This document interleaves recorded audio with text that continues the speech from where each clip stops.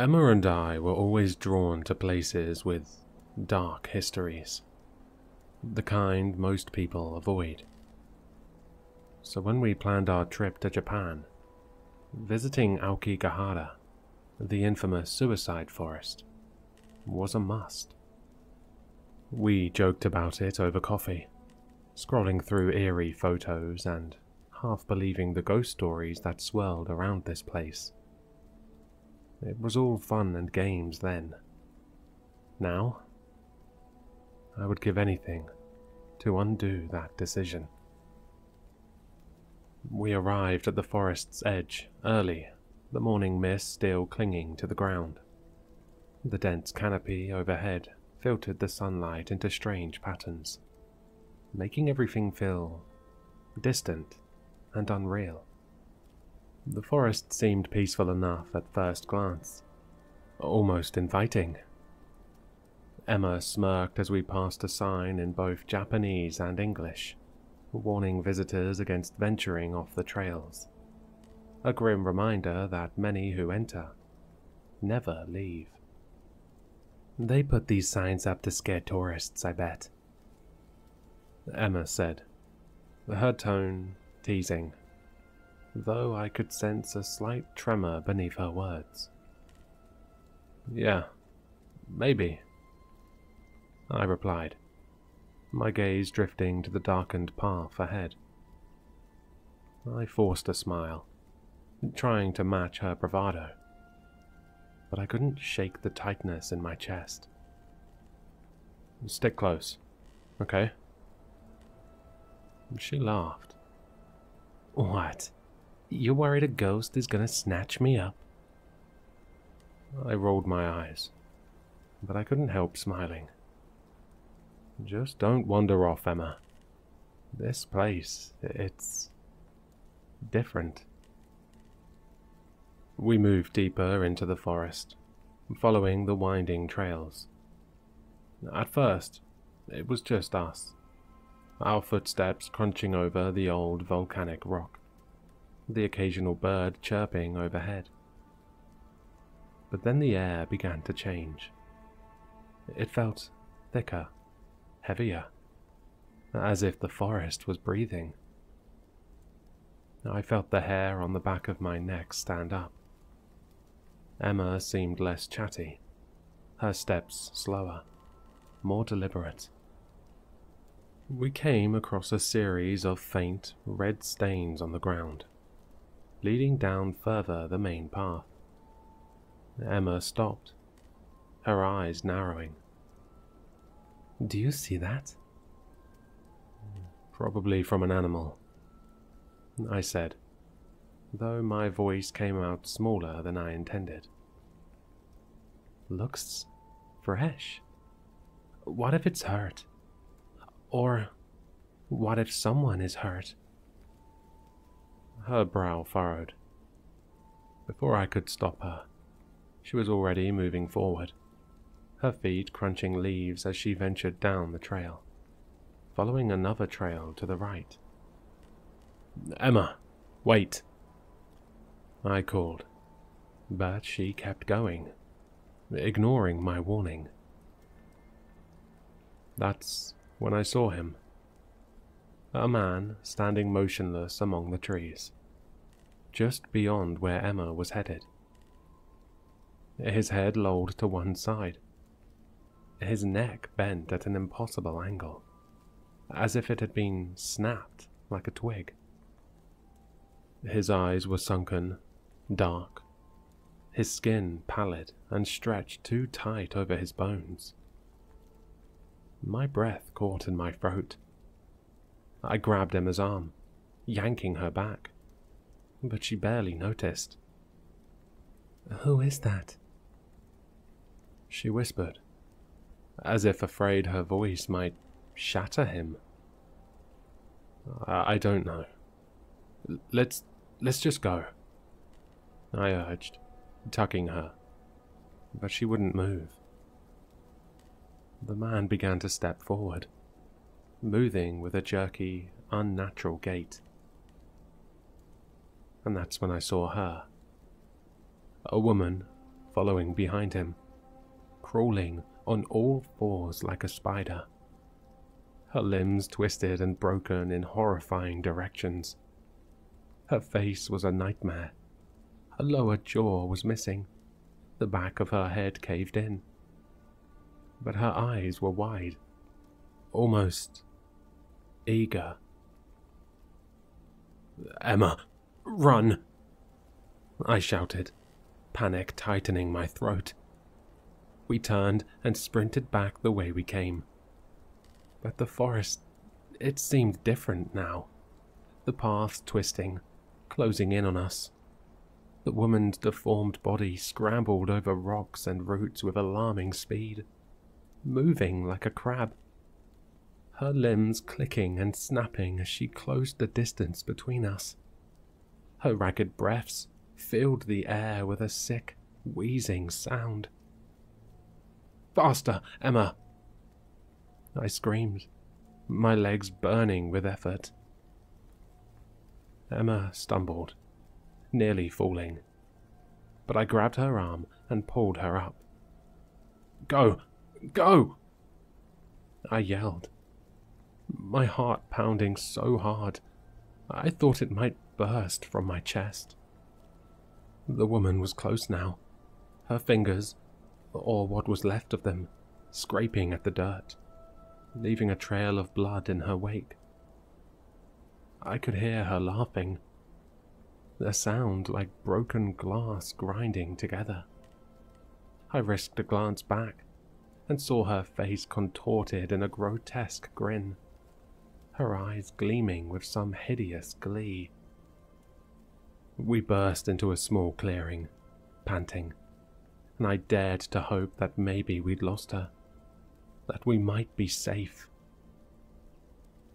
But the man with the broken neck appeared before us, blocking our path, his head twitching as if in silent laughter.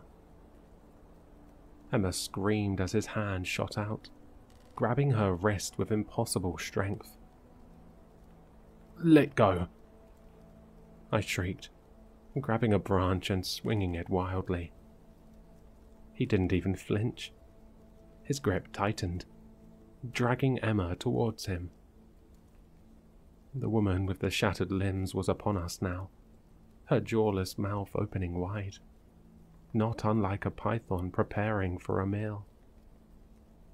She lunged at Emma's legs, her fingers digging in with a sickening crunch. Emma cried, screamed, terror in her eyes, as they began to pull her away, back into the dark. I reached for her, but something held me back. A hand, cold and clammy, wrapped around my ankle. I kicked, struggling, and broke free, watching in horror as Emma was dragged deeper into the forest, the two figures tearing at her clothes, pulling her by her hair, her terrified screams fading into the shadows. I shouted, racing after her, but I felt the ground give way, my feet slipping over loose dirt. I crashed to my knees, pain exploding through my body. The woman with the broken limbs began crawling toward me again, her body twisting and contorting in ways that defied reason. I scrambled back, my breath coming in frantic gasps, my heart hammering in my chest. I could hear them dragging Emma, hear her cries, and then nothing. Only the sound of leaves rustling, the distant creak of branches. I don't remember how I got out. The next thing I knew, I was in the back of an ambulance, shivering, covered in dirt and scratches. They kept asking me what had happened, where my sister was, but I couldn't form the words. All I could do was stare back at the trees. And then I saw her, Emma, standing at the edge of the forest, her body pale and gaunt. She was waving at me, a slow, lifeless motion. Her chest had a gaping hole where her heart should have been, her face blank. I lost consciousness before the ambulance doors closed, but I couldn't unsee it. Her hollow, dead eyes locked onto mine, forever calling me back into the darkness. So, please, I beg of you, stay out of Aokigahara.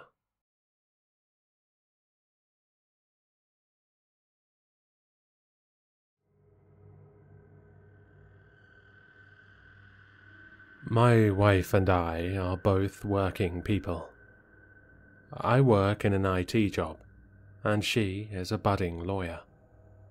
You can imagine that we run on a tight schedule, and that leaves little to no time for household chores. We live in a 2 BHK apartment in Bangalore, and we had fired our old maid 2 weeks ago, as she kept on taking leaves without giving us any notice. So, that made us venture into the job search for a new maid. After 1 month of asking around, my wife found Bindu. Our neighbor had recommended her to my wife, and, needless to say, the moment I had laid my eyes upon Bindu, I realized that my wife looked like a leprechaun standing next to her. Bindu's fair skin, her beautiful eyes and face, her slim build, all of it just took me in when I saw her. I wanted to feel some guilt about it, but honestly, can you blame a guy for getting attracted to a beauty like that? So, I decided to have an affair with Bindu.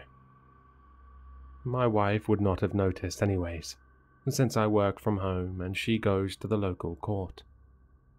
Slowly, over a week, I built a rapport with Bindu, and by her blushing gestures, I guessed that she liked me too.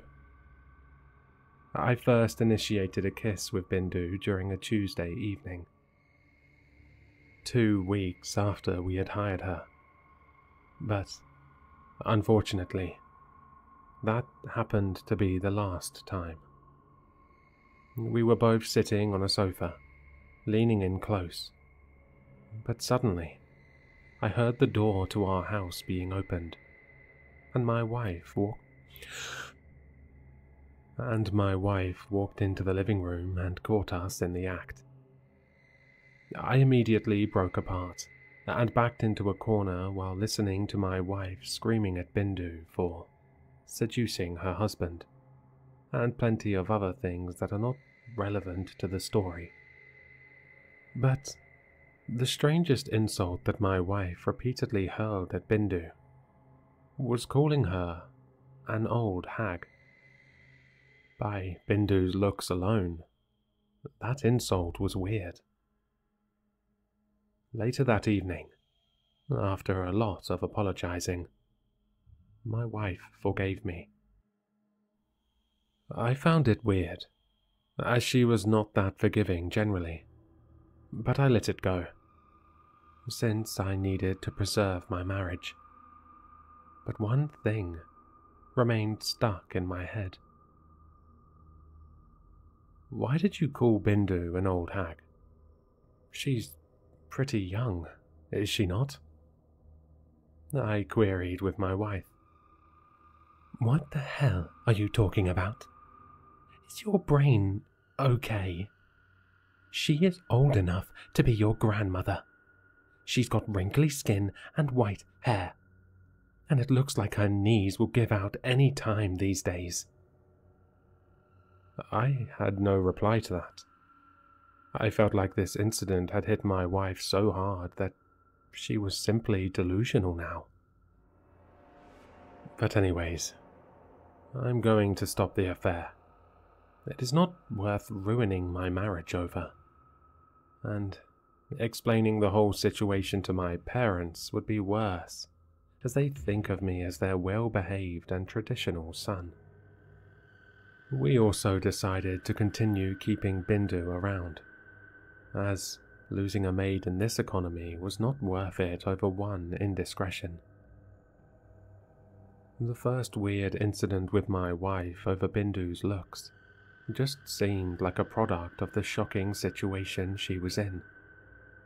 But my wife kept on making more and more bizarre claims as time passed.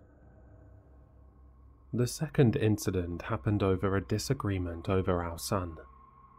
Just yesterday, Bindu was singing a beautiful lullaby to our 1-year-old, and she kept on singing for 4 hours, just sitting in one place while gently rocking the red cradle. I remember going for a nap at 1 p.m. and waking up at 4, and she was sitting at the exact same place, singing the same words over and over. "Oh, little baby, you are so cute. We will drown you in a well." The lyrics may seem alarming, but that was just because she was from a village nearby, and villages have odd lyrical lullabies. In my sleepy state after I had woken up, I hallucinated for 1 minute straight, because I kept on looking at Bindu's feet, and they were turned backward. I rubbed my eyes after that, and they had turned back to normal. Later, I confronted my wife about not taking care of our son. After all, Bindu was obviously taking better care of him than me. But she looked at me like I was crazy. "We have no son, and we really need to get you checked with a doctor." "What? We have a 1-year-old. How could you forget? And you should pay more attention to him. Bindu sang a lullaby to him for 4 hours straight today. She takes way better care of him than you do." "Ugh. I am divorcing you. You seem to be hallucinating things that are not there. And another thing, Bindu took a leave today. She sent me a message on WhatsApp. So, whatever you keep on seeing, it is not Bindu. It's just your brain going schizophrenic." "But we have a son together. How could you just forget about him?" My brain happened to stick upon that question, because that seemed like the most important thing right then, among the abnormal incidents around our house, and my wife's losing grip on reality. Because seriously, making lies around our maid was one thing, but lying about our son, that was a new low. "Oh, really? Then tell me the name of this son you keep on talking about. What does he look like? What is his birth date? Where is he right now? Because I don't see any 1-year-old babies around here. Where is his toy box? His cradle?" My wife queried with a raised eyebrow.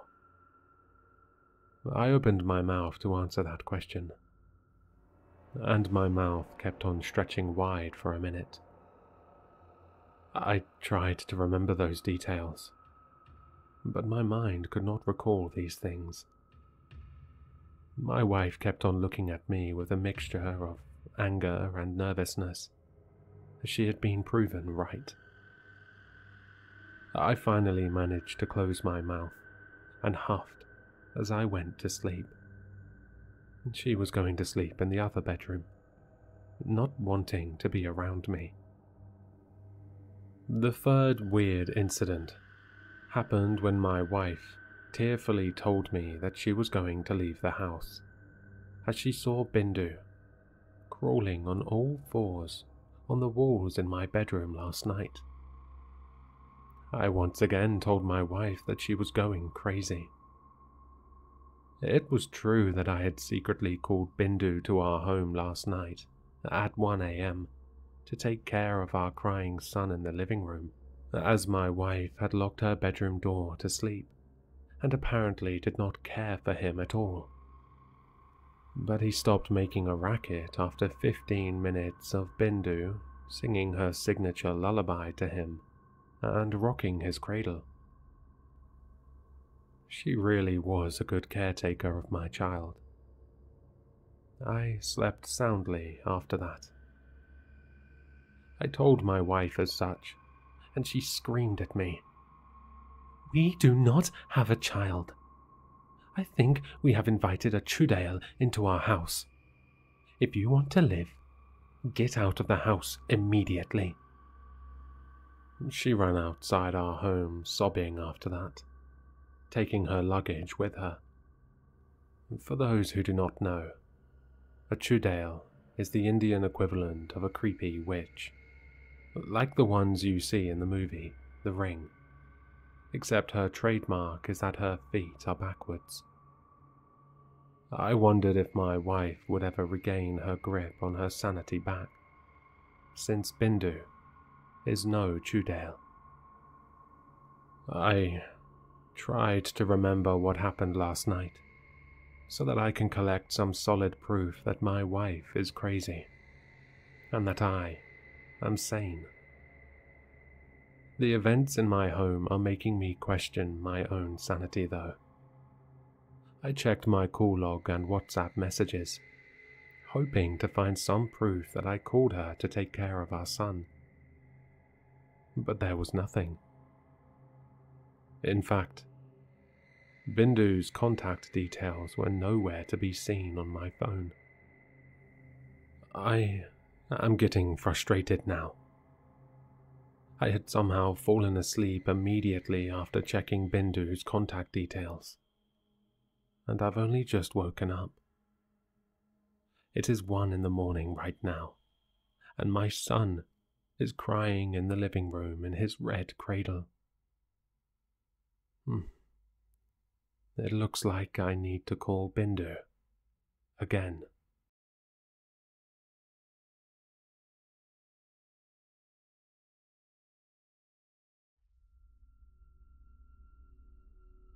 I met my girlfriend, Victoria, 7 months ago in a bar.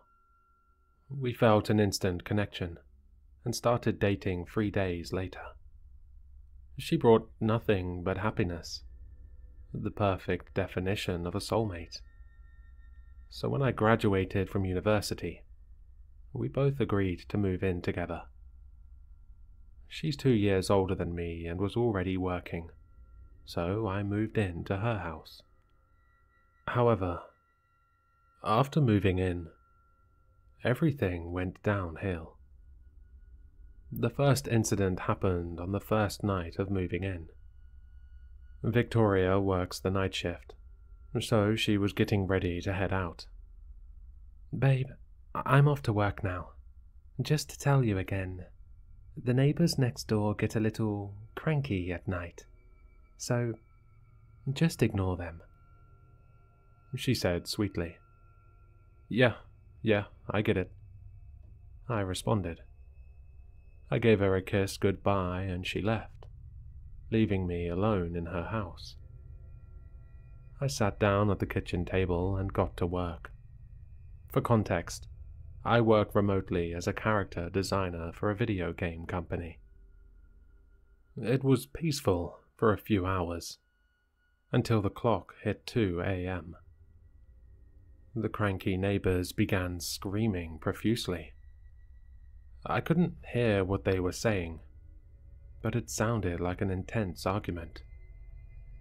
I tried ignoring it for a while, but eventually the sound became unbearable. Banging was heard on the walls, glass shattering on the floor, followed by more screaming and arguing. So much so that it sounded like multiple voices overlapping each other.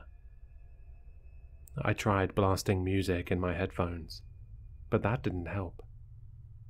Eventually, I couldn't take it anymore, so I called it a night and stopped working. The next day passed by in a flash.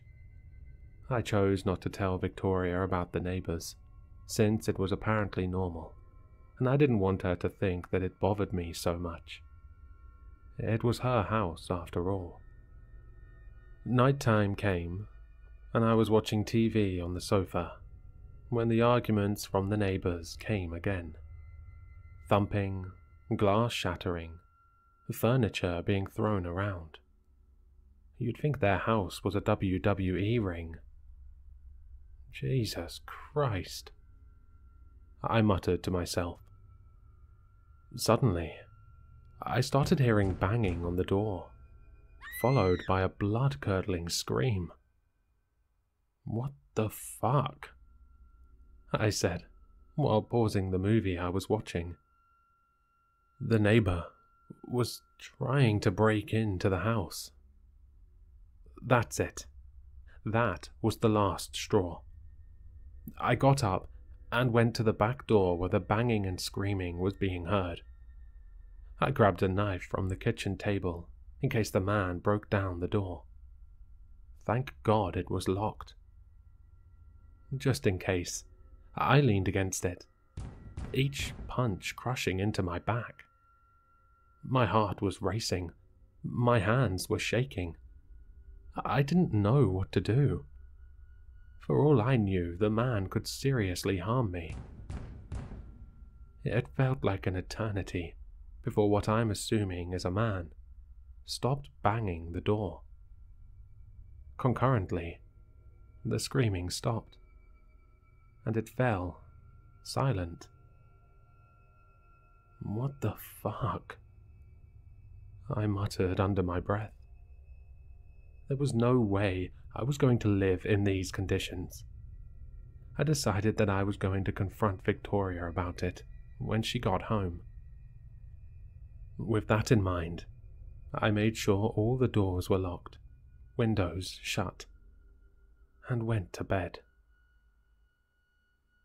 A few hours later, at 6 a.m., my girlfriend finally got home and laid down in the bed next to me. She hugged me from behind and gave me a kiss on the nape, waking me up. "How was everything?" she asked softly. "Were the neighbors bad?" I grunted and turned my head to face her, rubbing my eyes.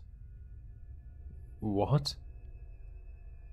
Victoria giggled. "How did it go with the neighbors?"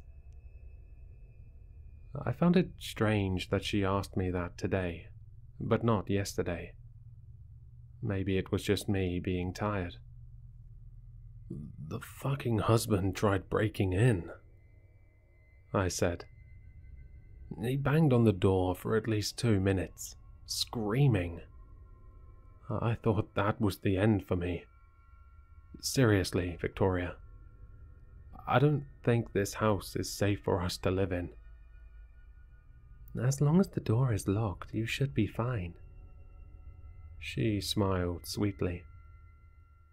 I gave Victoria a serious look. "Listen, I can't live in these conditions." I tried to say it as nicely as possible. I didn't even feel safe in this house last night. You're telling me this is going to happen every single night? Victoria looked down, her eyelids drooping down in discomfort. I felt sorry blaming her for something that wasn't her fault, but we obviously needed to do something about it. I can't fear for my life every night. "I'll call the wife tonight and see if anything can be done." She hugged me tightly. "Okay?" I smiled and kissed her forehead. Thank you, baby. I know it's not your fault, but it's impossible to live in fear in my own house every night. That night, I ended up falling asleep while watching a movie. I woke up a few hours later at 4 a.m. to screaming from the psychotic neighbors once again. Furious, I got out of bed and prepared myself for a confrontation. I was ready to finally get to the bottom of this. However, as I walked closer to the front door, something felt off. I noticed the voices and banging a little closer than usual, as if they were in the same house. It was the first time I ever paid attention to where the sound was truly coming from, but it was still unexpected. Subtle, but unexpected. Following the traces of the sound, the screams didn't take me to the front entrance, or to the house next door. They took me to the basement door, the only part of the house I haven't gone into yet. My heart began racing. This has to be my hallucinations. The sounds can't be coming from my girlfriend's basement. Right? With my legs trembling, I tried to push the basement door open, but it was locked. It only resulted in even louder screams coming from downstairs. They sounded like a cry for help.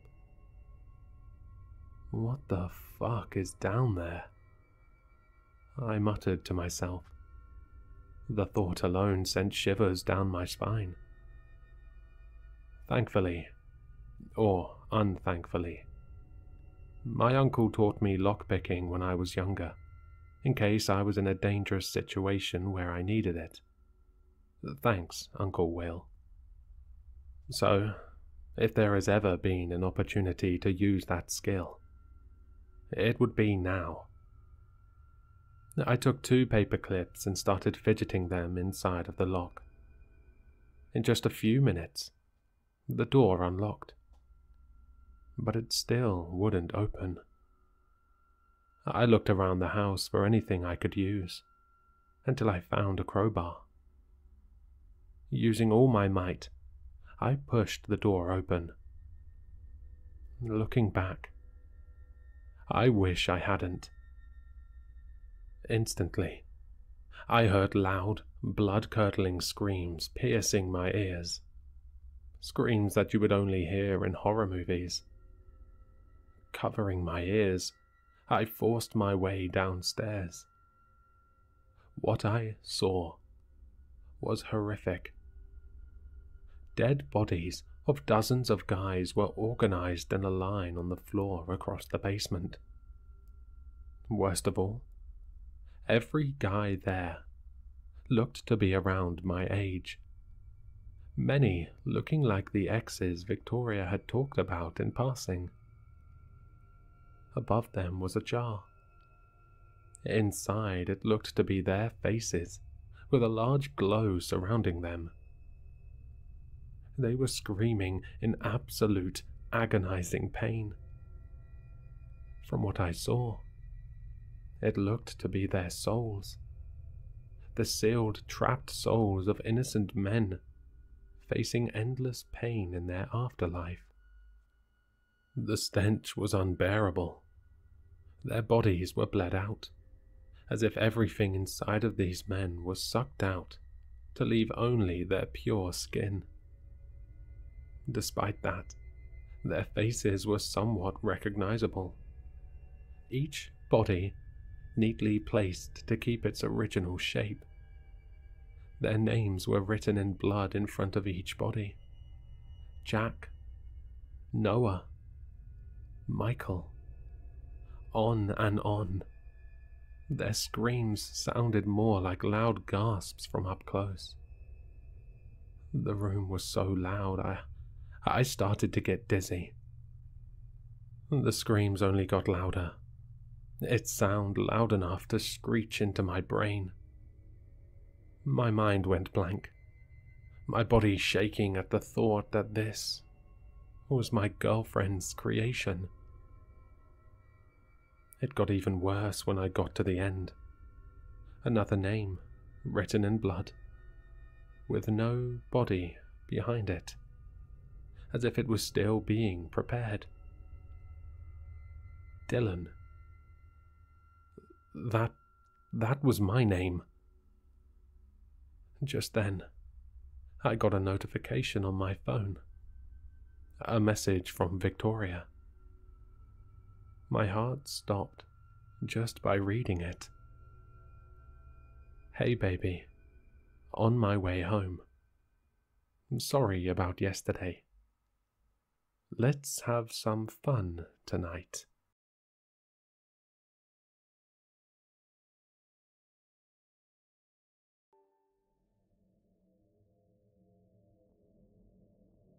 I'm not sure if this is the best place to post this. There will probably be a lot of YTA comments. But let me be a cautionary tale against being a good Samaritan and helping strangers with luggage.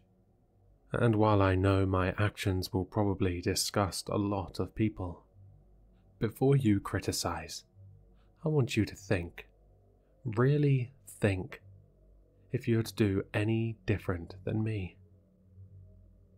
So, I was at airport baggage claim when a woman asked me to watch her bag. Promise me you'll keep this safe for me until I get back, she said. I promised her I'd look after it, laughing a little because she seemed so anxious, as if she was worried I'd abandon it and leave it for someone to steal. The woman thanked me profusely and left, presumably to pee, I thought, given how quickly she left. She never came back.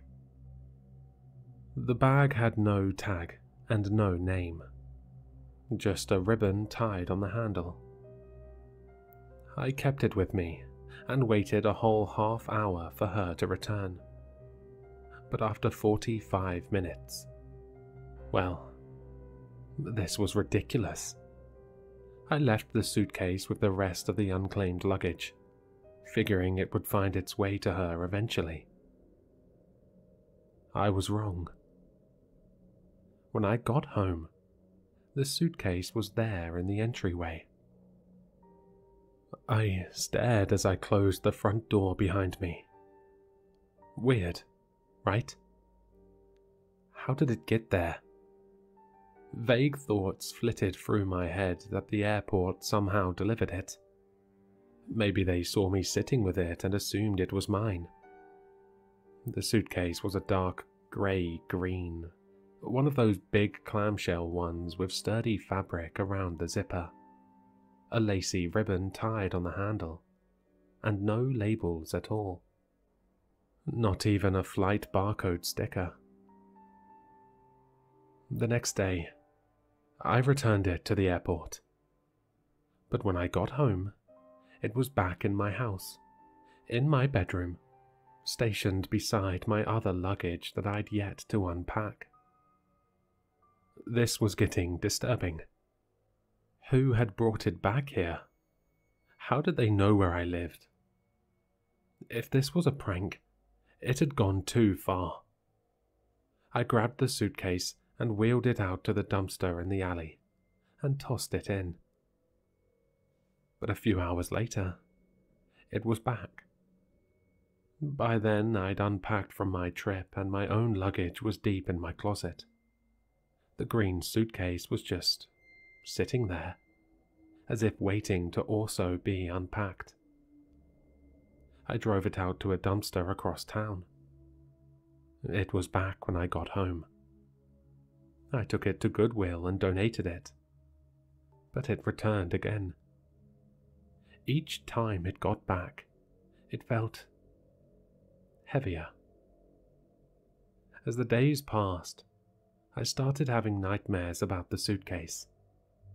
I'd close my eyes, and as soon as I was asleep, I'd feel the clamshell around me, as if I were all folded into it, my limbs scrunched, my lungs suffocating. I'd try to breathe, but the air was stale, and I was smothered. Finally, I'd panic and wake up, and see the suitcase in my room. In addition to getting heavier, it was also getting stinkier. At first I thought it was from being thrown into the dumpster, but no. This was a different odor, and it got worse over time. It reeked like someone had hunted a deer and packed it in there and left it. And it leaked, a sort of foul dark liquid that dripped into the carpet and left a stain. I decided to change tactics and video the suitcase in hopes of catching whoever kept returning it to me. My parents had a pet cam for their dogs, so I asked them to take care of the suitcase for me, and I made sure to place it in their living room in sight of the camera, so that when it disappeared, I'd be able to pinpoint how and when. A day passed. Then two. When I checked the footage of my parents' pet cam, the suitcase was still there. They called me up, asking me to take the suitcase back. It was taking up space and stinking up their living room. I retrieved the suitcase, and back at home, put it in the garage and installed a camera to monitor it. It stayed in the garage, thank goodness, because the smell was truly god-awful. But my dreams got even more disturbing. In the latest one, I wasn't able to move at all. I could feel my skin beginning to slough off, my eyes melting in my head, maggots crawling through my rotting flesh. When I woke up, it took me a few moments to blink bleary eyes and realize where I was. I was standing in the door to the garage, sleepwalking, apparently, on my way towards the suitcase. A sudden dread seized me. I was afraid to go near it, to even touch it, certain that if I unzipped it, I'd wind up inside. I'd rented a hotel room, but, of course, it followed me there. At work, my boss swung by my desk to ask if everything was all right. She'd noticed my declining mental state. I broke down and I confessed everything. She asked me what was in the suitcase. I don't know, I stammered. It's not mine. I never looked. You never even looked? She seemed stunned. Isn't that the first thing you should have done? It seemed logical when she said it. But right now, even the idea of opening it all but suffocated me with dread. She said she'd like to see this mysterious suitcase, and asked me to show it to her after work. We drove to my hotel room together. On the way, she theorized what might be in there. Was I being framed? Was there a body? I should have called the police right away, she said. Or was it something more mundane? Maybe someone bought me a frozen turkey, and it had thawed and was becoming nasty. Maybe a family member was pranking me. Could be anything, and I'd know if I'd already opened the damn thing. My leaving the mystery for so many days seemed ridiculous to her.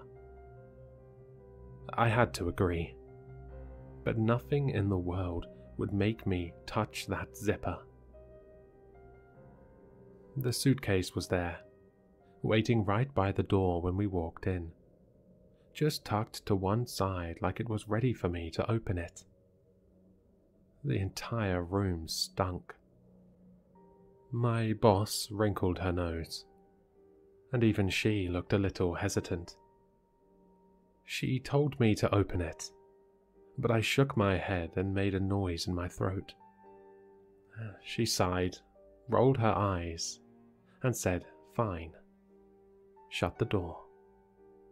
We don't want anyone walking by to see." She rolled it into the bathroom in case it was messy, and she'd just open a little, take a peek. "Where did you say it came from again?" she asked as she tugged on the zipper. I backed away, sitting on one of the beds, so there was some distance between me and the bathroom. I couldn't see her anymore, but I just didn't want to be near it when she unzipped it. "Someone at the airport asked me to watch it," I said. "Actually, it's funny. The only time it didn't return was when I asked my parents to look after it. It stayed put for a couple of days. I wonder if..." I stopped. Because why wasn't she saying anything? "Are you looking inside?" I called. Silence. Dread swirled in my belly. All my limbs felt leaden. I called out again. "Did you unzip it? Did you peek inside yet?" A faint, muffled sound. The fear was a stone in the pit of my stomach. I couldn't move. Couldn't breathe. Then I heard again what seemed like a smothered cry. I rushed to my bathroom and gasped. The tip of a polished loafer sank into the suitcase, which bulged and trembled. And then the shoe was gone, and the zipper was like lips smacking shut. The suitcase sat. Just a suitcase. After that, I took the suitcase with me to the bus and train terminal downtown. It was now lightweight with a slight musty smell. I surveyed the station. There was a woman with small children, a father with a teenager in tow. And then I spotted a leathery-faced man in a bucket hat, sitting alone on one of the metal chairs, looking a bit worse for wear. I approached him and sat next to him, pretending to read for a few moments, and then I turned to him. "Excuse me, sir," I said. "Would you mind watching my bag for me just a second?" He looked up at me, surprised, but mumbled, "Sure." "You won't leave it sitting here, will you? Promise me you'll hold on to it until I get back." I insisted. "Yeah, sure, no biggie." "Thanks a million," I told him. Then I left. I haven't been back. I'm under investigation for my boss's disappearance, since she was last seen in my car. But the nightmares have stopped. The smell is gone. You probably think I'm terrible. But ask yourself, honestly, what would you have done in my situation? I have to issue this warning so that I can prevent others from suffering the same experience. If someone asks you to watch their bag, don't do it. No matter how much social etiquette compels you to smile and agree. Make an excuse and leave. Let people look after their own luggage. I know. I'm never watching anyone's bag again.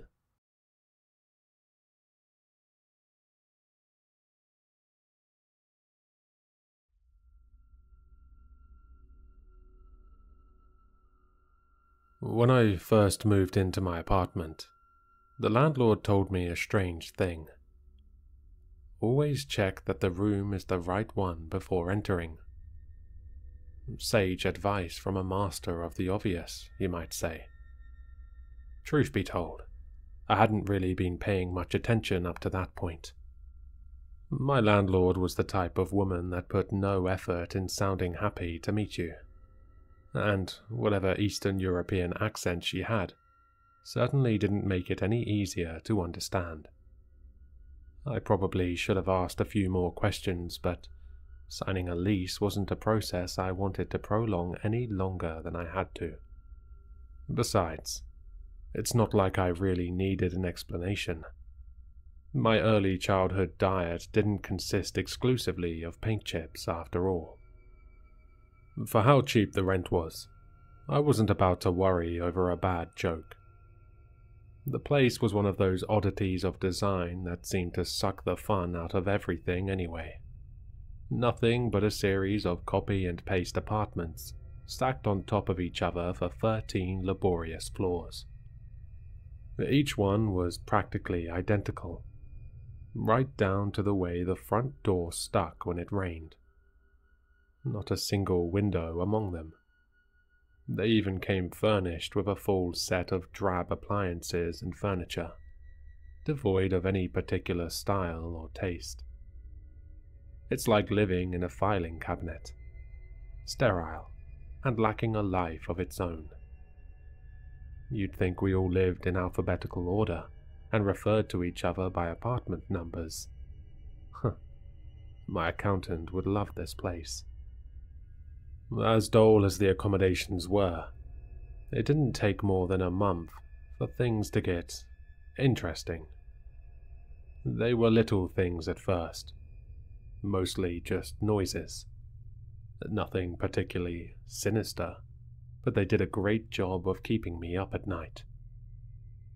One night, I heard unintelligible whispers coming from my neighbor's bathroom that lasted for hours. The next, I'd swear I heard far-off wolf-like howls from the floor above, despite a rigidly enforced no-pets policy. Once, I even caught the unmistakable sound of crashing waves on sandy beaches from an apartment on the 6th floor. Occasionally, I would hear the noises coming from rooms in my own apartment. However, nothing would be out of place when I checked. I may have forgotten to mention that I live alone. It took a bit longer for anything really strange to happen, though. It was 4 months into my stay when the sound of clinking glass and slamming cabinets woke me up. It came from the kitchen, and I knew it had to be an intruder. I quietly slipped out of bed and grabbed the aluminum baseball bat I keyed next to the door to remind me how I really should get more exercise. I must have looked absolutely ridiculous, tiptoeing down my carpeted hallway to the kitchen with how much noise the intruder was making. When I reached the doorway to my kitchen, I chanced a peek inside. Sure enough, I saw a dark figure furiously rooting through my kitchen cabinets. Tightening my grip on the baseball bat, I flipped on the light switch. Lucky thing I did, too. Otherwise, I might have beaten an innocent old woman to death. My midnight intruder started at the sight of me, her wrinkled face twisting into a mixture of fright and confusion. The unassuming dirty dressing gown and fluffy pink slippers she wore seemed an odd choice for a burglar. I recognized the woman. She was the old lady who lived 2 doors down from me. I'd even helped her with her groceries that very evening. After managing to calm the poor woman down, and assuring her that she was not in fact in her own flat, my elderly neighbor apologized profusely. She'd woken up in the middle of the night craving a cup, she explained, and must have gotten lost in the dark, unlit building. How she managed to slip into my apartment without either of us noticing was beyond me. She must suffer from dementia, because she was absolutely convinced that she should still be in her own apartment. I don't think she understood just how close she came to a baseball bat to the head, and I wasn't in the mood to explain it to her. I tried to be as polite and understanding as I could, as I escorted her back to her apartment. But something was bothering me. Something about the whole affair made the little hairs on the back of my neck stand up. It wasn't until I locked my front door behind me that I realized what it was. Before going to bed, I remember quite clearly locking the door from the inside. I racked my brain all night, but I just couldn't explain how the old woman could have wandered into my apartment without opening my front door. Having no one else to ask, I decided to bring the subject up to my next-door neighbor the next day. Cornering him in the hallway that evening, I had trouble broaching the subject. When I finally stammered out my story, however, he seemed rather unsurprised by the whole ordeal. Apparently, this sort of thing happens all the time. Not just the old lady down the hall either. Almost everyone in the building had a similar tale. It was the doors, he said. They didn't always lead to the same place. Sometimes you would be facing a door that led to your bathroom, only for it to lead to your bedroom instead. It could even lead to a completely different apartment on a completely different floor. Once, he heard that someone's closet door had once opened to the alley on the north side of the building. It was a pretty crazy thing to think that your door could lead anywhere in the building without notice, but my neighbor seemed to believe that phenomenon stretched farther than that. To get around this little nuisance, he suggested I do what the other tenants do.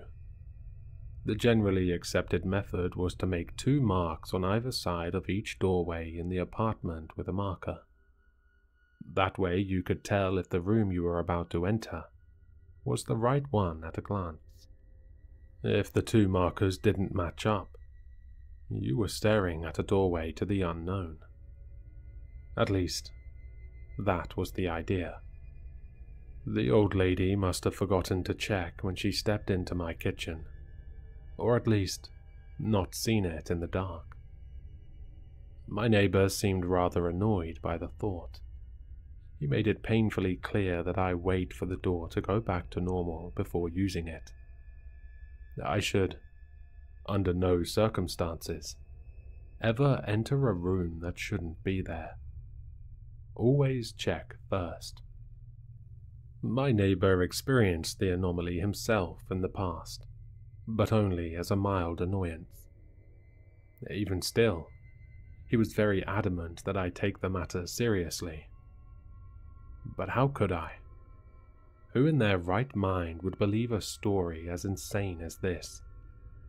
Sure, it could explain how the old lady down the hall got into my apartment without using the front door. But it created all sorts of other questions. And the last thing I wanted to question were the laws of physics. Mass hysteria. It had to be. A building bursting with lunatics. In the end, I found it simpler to write my neighbor off as a head case and move on with my life. However, I did as he suggested. With a red Sharpie, secretly borrowed from work, I drew a line on each side of every door jamb in my apartment, It was more out of curiosity than anything else. Or maybe I was just daring the universe to prove me wrong. Either way, after a few weeks, I'd gotten into the habit of checking if both marks were there before I entered a room. I saw it as a little inside joke. When in Rome, do as the wackos do. Eventually, it became a silly little ritual I would do to remind myself that the world wasn't crazy. Just the guy next door. I'd been living in my apartment for a little over a year before it happened to me again. I'd gotten up in the middle of the night to grumpily use the bathroom like I'd done so many times before. I was on autopilot.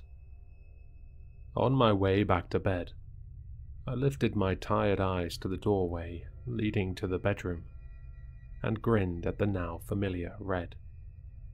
But I hesitated. There was only one mark. Though only lit by a small lamp in the hallway, I was absolutely sure that there was no red mark on the bedroom side of my door. I stood there for a while, blinking sleep from my eyes and trying to stare the second mark into existence. The bedroom looked the same as I'd left it minutes before, save for the missing mark on the doorway. Were my eyes playing tricks on me? Maybe I was dreaming. Or was my kooky neighbor's story the real deal? As ridiculous as it sounded, I was sure of one thing. There had been 2 marks on my trip to the bathroom. I didn't go in right away. I wanted to, but a small part of me took what my neighbor told me seriously. First, I waved an empty hand in the doorway. Nothing particularly spooky happened. Emboldened by the knowledge that this phantom room wouldn't immediately melt my skin off, I took a tentative step inside. At first glance, nothing looked out of the ordinary. Everything was where I remember leaving it. Even my comforter was thrown aside like I'd just been sleeping under it minutes before. But then, why was the mark missing from my doorframe? I was certain there had to be something different about this room. In that moment, my neighbor didn't seem so crazy, and all I needed to prove it was to find what was wrong with this room. I tore open my closet and flipped my mattress in search of clues. Every drawer was emptied on the floor in my quest. I even tore the carpets up at the ends to look underneath. I looked everywhere in my madness, but found nothing. Everything was where it should be. Somehow, though, I knew this was not my bedroom. And it wasn't until I turned back to the door to check if the second mark was really missing that I realized what was different about it. This room had no doors.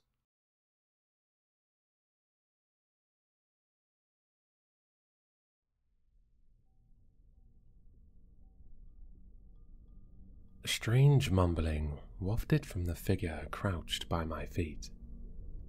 Suddenly, completely alert and awake, I froze. The ice in my veins crept up my throat, stifling a scream. My eyes darted from the figure to where my husband should be. All I saw was our bedsheet. My gaze slid from the empty space by my side to the muttering figure. My blood warmed and my muscles relaxed.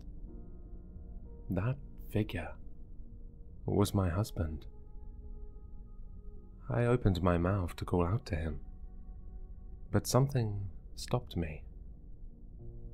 It was the discomforting way his head was tilted, or the odd slouch of his shoulders. Maybe the bizarre incantation he was reciting. But I knew something wasn't right. A tense calmness settled over me. That's the way I get whenever I'm in real danger.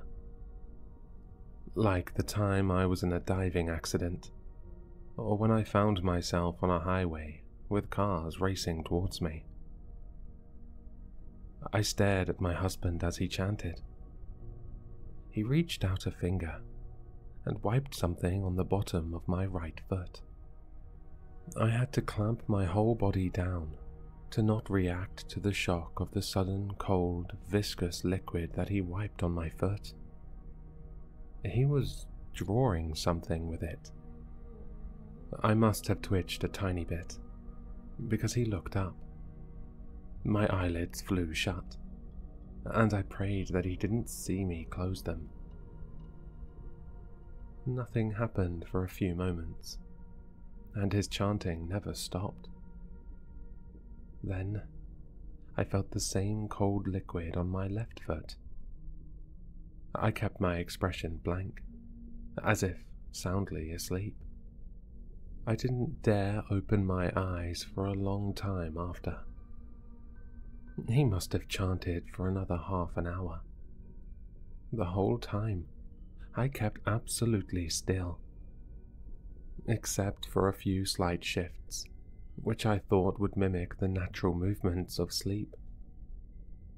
I felt him settle down back by my side after the chanting stopped. I could see the light flare up on his phone screen through my eyelids, hear him tap on his phone, typing something.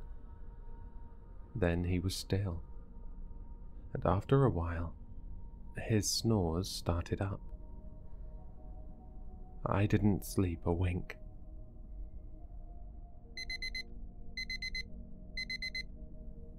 By the time his alarm rang, my urge to pee was overwhelming. I pretended to stir at the sound of his alarm, and forced a sleepy smile when he planted a kiss on my forehead. He took forever to get ready. I ached to move, to open my eyes, to see what the hell he had drawn on the soles of my feet.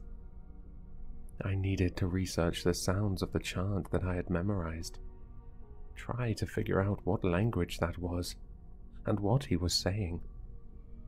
But more than anything else, though, I really needed to pee. The moment his key turned in the lock, I sprang up from the bed. I made sure to still be quiet, though, in case he was listening at the door. I'm glad to say I made it to the loo. Next thing I did was check the bottoms of my feet. I breathed a sigh of relief when I saw that he had not drawn pentagrams. He had drawn a spiral swoop with a slash through it. Some other details I couldn't make out. It clicked in my head then. The annoying dirt I'd washed off my feet the past few weeks. Every few days, I'd step into the shower and see puddles of rusty brown ooze from my feet into the water collected in the shower area.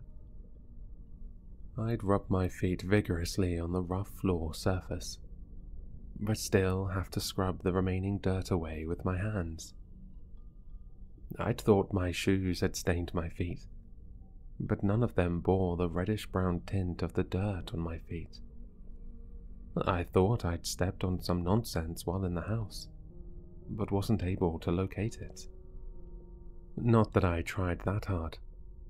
Life is busy, and some dirt on my feet wasn't a priority. Now I knew what it was. It was this strange symbol, drawn in that brick red liquid. Icy pinpricks enveloped my back and neck. My husband had been doing that to me for the past few weeks, sitting up at night, chanting, painting this odd stuff on my feet. It could be that he read up some odd protection spell, perhaps. Wanted to keep me safe, but didn't want me to judge him for believing in such stuff. I nodded to myself, trying to force that belief into my core. But I knew it wasn't true. There was nothing benevolent about what I had witnessed. My gut knew it. I researched that damn symbol for a long time, but the closest thing I came to finding was something about a purification symbol. Even then, I wasn't sure it was even the same symbol. Those on my feet were messily drawn in the dark. Maybe it didn't even resemble what my husband intended it to be. I planted a camera in the bedroom after that. I went straight to the shops and got the smallest, most subtle model I could find and slipped it into my skincare shelf that faced the bed. I figured he wouldn't look in that mess of creams, sprays, and knickknacks. I know I could have simply asked him what was up, but I didn't. Couldn't. Something about bringing it up to him felt fundamentally wrong.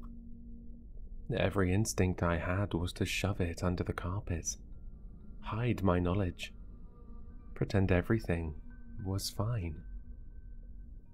I think it's that he's been acting different lately. Not in the ways that anyone else might have noticed. But I know this man inside out. He's an amazing, kind, and funny man. Warm, conscientious, and always willing to see the best in others. That type of man. I can't articulate just what it is that changed. He still treats me well, acts interested in our conversations, cuddles me to sleep and kisses me goodbye every morning. But there's something within him that's changed. When he smiles, laughs, and shows interest, there's something behind his eyes, like he's watching me, observing my reactions, taking notes, making plans. I can almost see the wheels turning in his head in every action he does with me. I know this could all be paranoia, but he also said something really odd.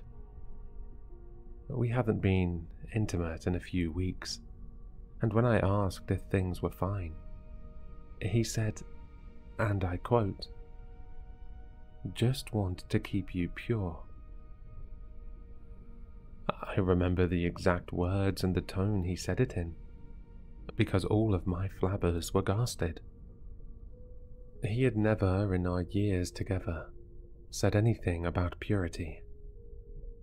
We both found it alarming and predatory whenever men comment on things like purity. So his words came completely out of left field. He must have seen the ghasted flabbers on my face then, for he immediately backpedaled and tried to laugh it off. Said it was a joke, just to push my buttons. But I don't think he was joking. I thought I was going crazy, or that it was the stress getting to him, changing him. But I honestly felt like the husband I knew was somewhere I couldn't reach, that he wasn't the man I loved anymore.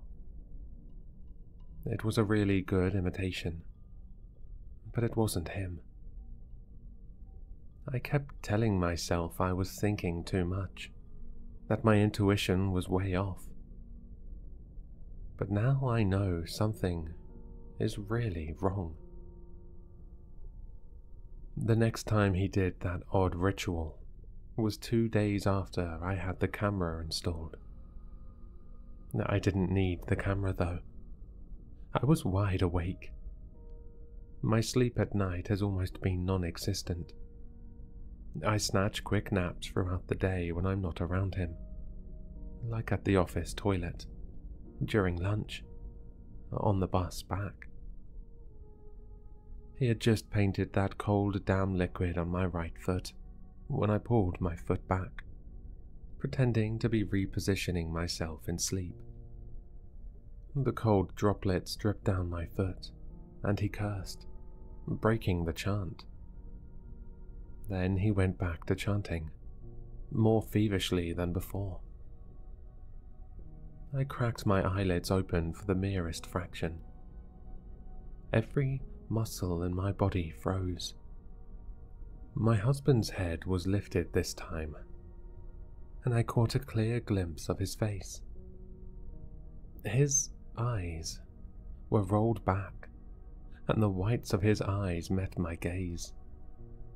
His skin was a pale grey pallor, nothing like the healthy tanned skin of his.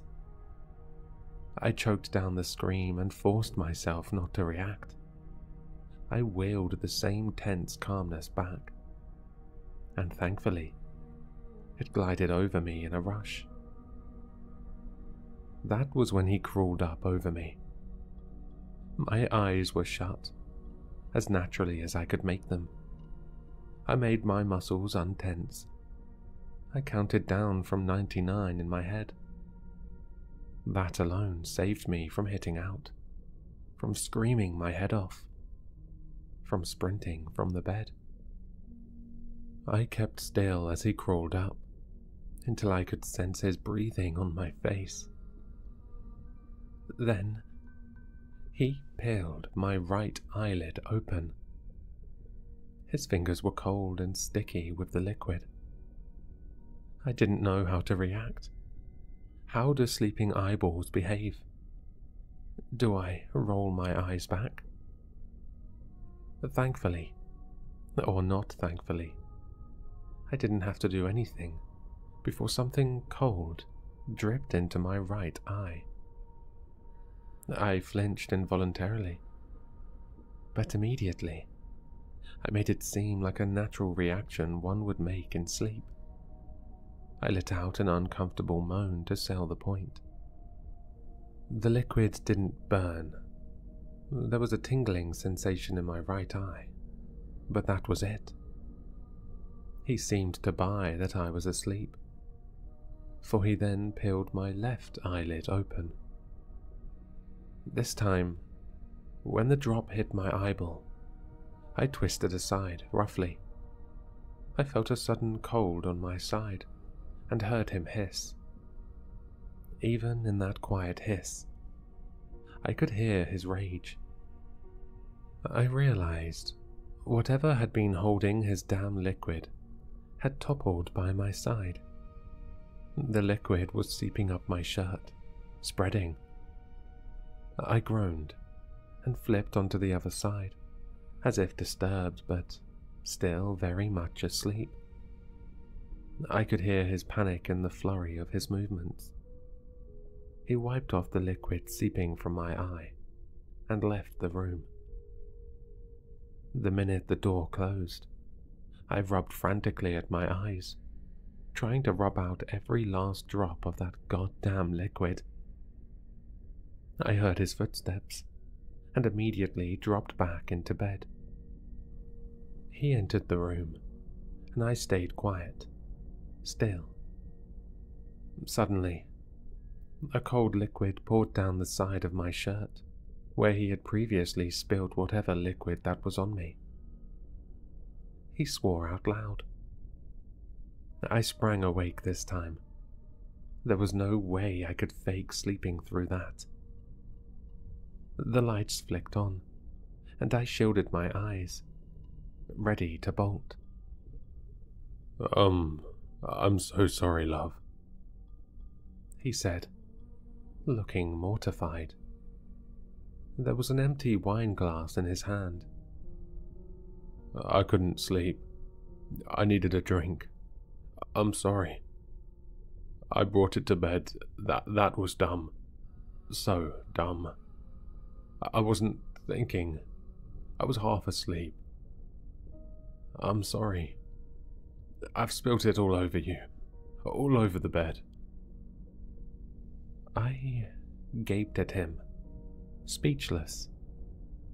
I glanced down at myself on the bed. Red wine covered my shirt and the bedsheet. This was how he was going to cover it up. Hide traces of his crazy. Terror seized my every cell, but my survival instincts took over. I faked being upset. Why would you bring wine into the bed? Everything's stained. This is going to take forever to wash out. Oh, my favorite Snoopy shirt. I glared at him. I saw that his cheeks were once again a healthy tanned color. They were even flushed with seeming embarrassment. He kept apologizing, and I reacted as I would usually, as much as I could. In a few minutes, I told him it was fine, just a mistake, and that if he took care of cleaning the bed and the bedsheets, all was good. I went back to sleep after changing out. Or so he thought. I could hear him typing away, texting or whatever it was after he had settled back into bed. Who the hell was he texting? I was wide awake the whole night once again, all the way until he left in the morning. This time, there was no urge to pee, just a deep pool of iciness within my chest. Once he was out of the house, I checked the camera footage. The night vision was great, so I saw everything clearly. Everything happened as I experienced it. I wasn't crazy. The crouching by my feet, the painting of the liquid, even the part where he crawled up to drip the liquid in my eyes. But one thing was different. Or new to me, at least. Right before he dropped the liquid into my right eye, he looked straight at the camera. His eyes met mine through the camera lens, and the corners of his mouth crept upward. His lips parted in a replica of a smile. Then his head snapped back down, and in dripped the liquid. I swiped the footage shut. I packed my essentials then. Passport, ID, cards, cash, a few sets of clothes. Basic necessities. I'm sitting here in the living room with my duffel bag. I can't bring myself to leave. I tried. I was almost out the door, but somehow I just couldn't take the step out. My feet were rooted to the ground. The love I feel for this man just surged through me. It's crushed my certainty that I needed to leave. It reminded me of everything he had ever done for me. Tides of love and loss crashed over me. Whatever he has become, he is all the family I have. He is the love of my life. Or was. I don't know. I can't leave him. He needs help. Medical help. An exorcist. Whatever it is, he needs help. I can't leave him. We made vows. I have to stay. I don't know why, but I know I have to. I can't leave him. But I'm so scared. I'm so fucking scared. I've never been this helpless before. What should I do? What can I do to bring back the man I knew? The man I love? What is he planning? This version of him? This strange person I no longer recognize? What does he want? Is it really something to do with purification? Purifying me? For what? If someone out there knows something, anything about what this could possibly be, if you have any ghost of a suggestion that could help, please, please tell me. Please. Because I really don't think I can leave.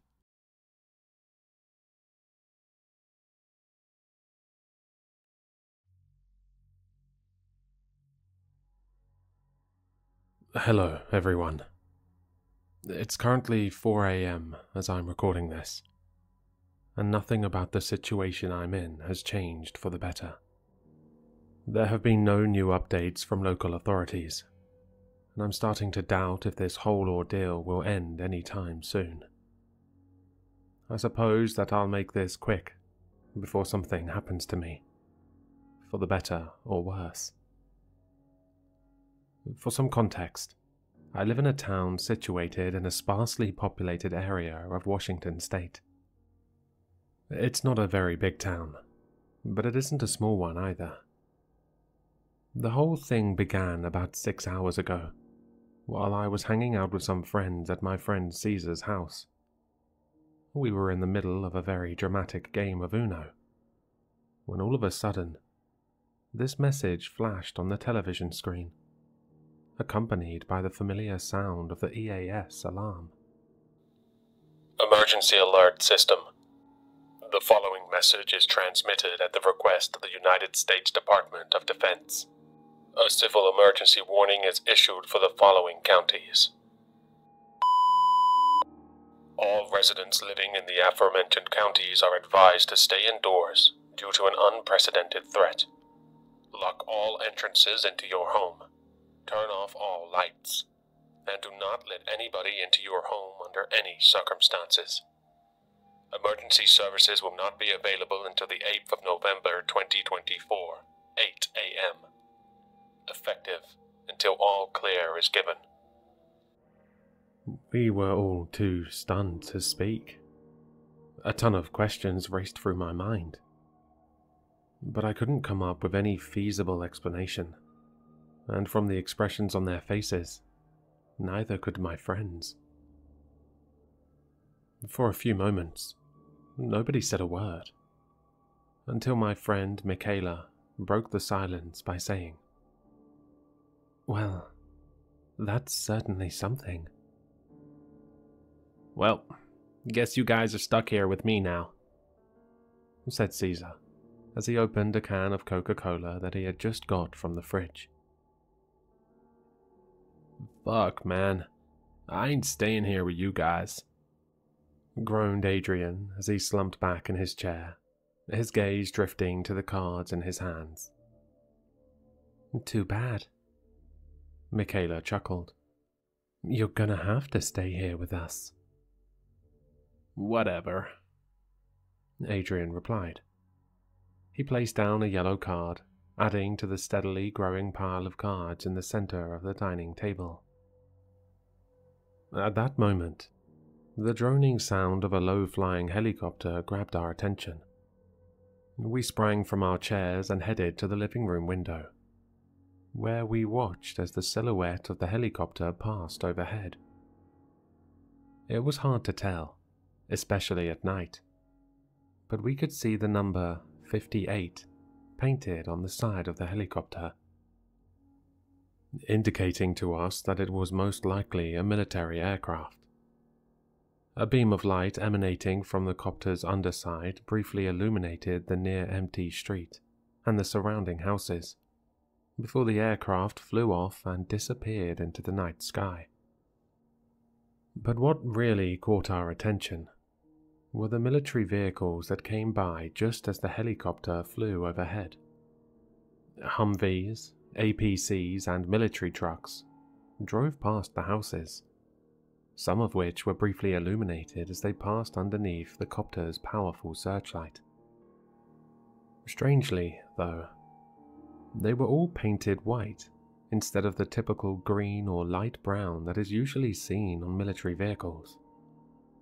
Other than that, none of them bore any insignia or indication as to where they were from. Most strange of all, however, were the black SUVs that followed just behind them. I counted maybe 5 or 6 of them, but it was hard to tell, especially given how fast they were driving. They didn't seem to be undercover cops, but I had seen enough movies and television shows to safely assume that these were probably the FBI or some other government agency. The vehicles sped off into the distance, going in the direction of the nearby fire station.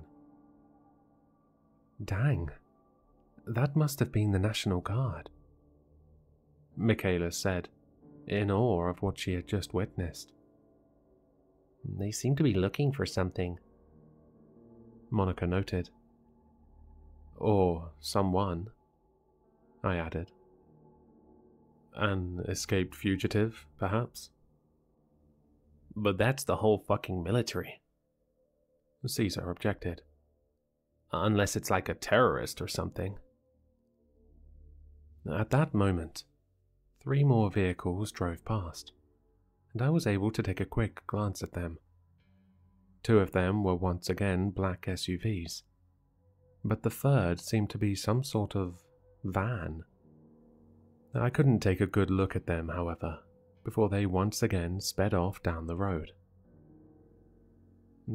Beats me, Kate replied. So, you guys want to keep playing Uno? Nah, I think I'm good, said Monica. Though the atmosphere amongst us was still somewhat jovial, there was a hint of worry and nervousness. Maybe we should, do what the alert told us to do? Isabel finally spoke up. We all agreed with her. After all, if there was an armed suspect or something else that was on the loose, then it would probably be a good idea to do what the authorities advised us to do.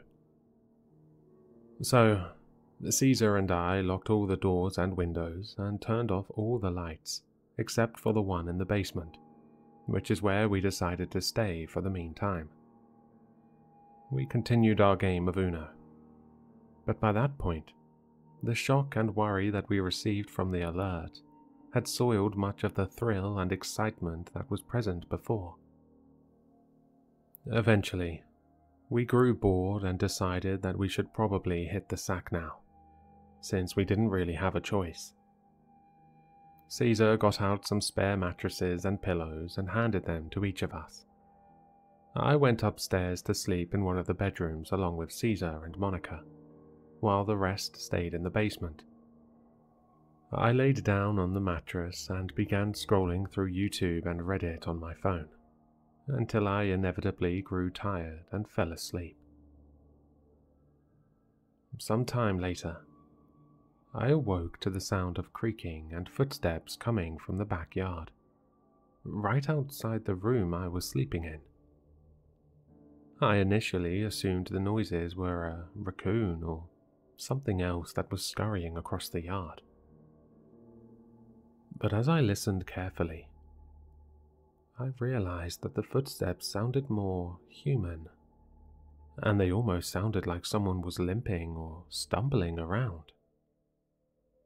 Getting up, I crept towards the partially open window and slowly opened the blinds. Squinting to see in the dark, I surveyed the area through the open blinds.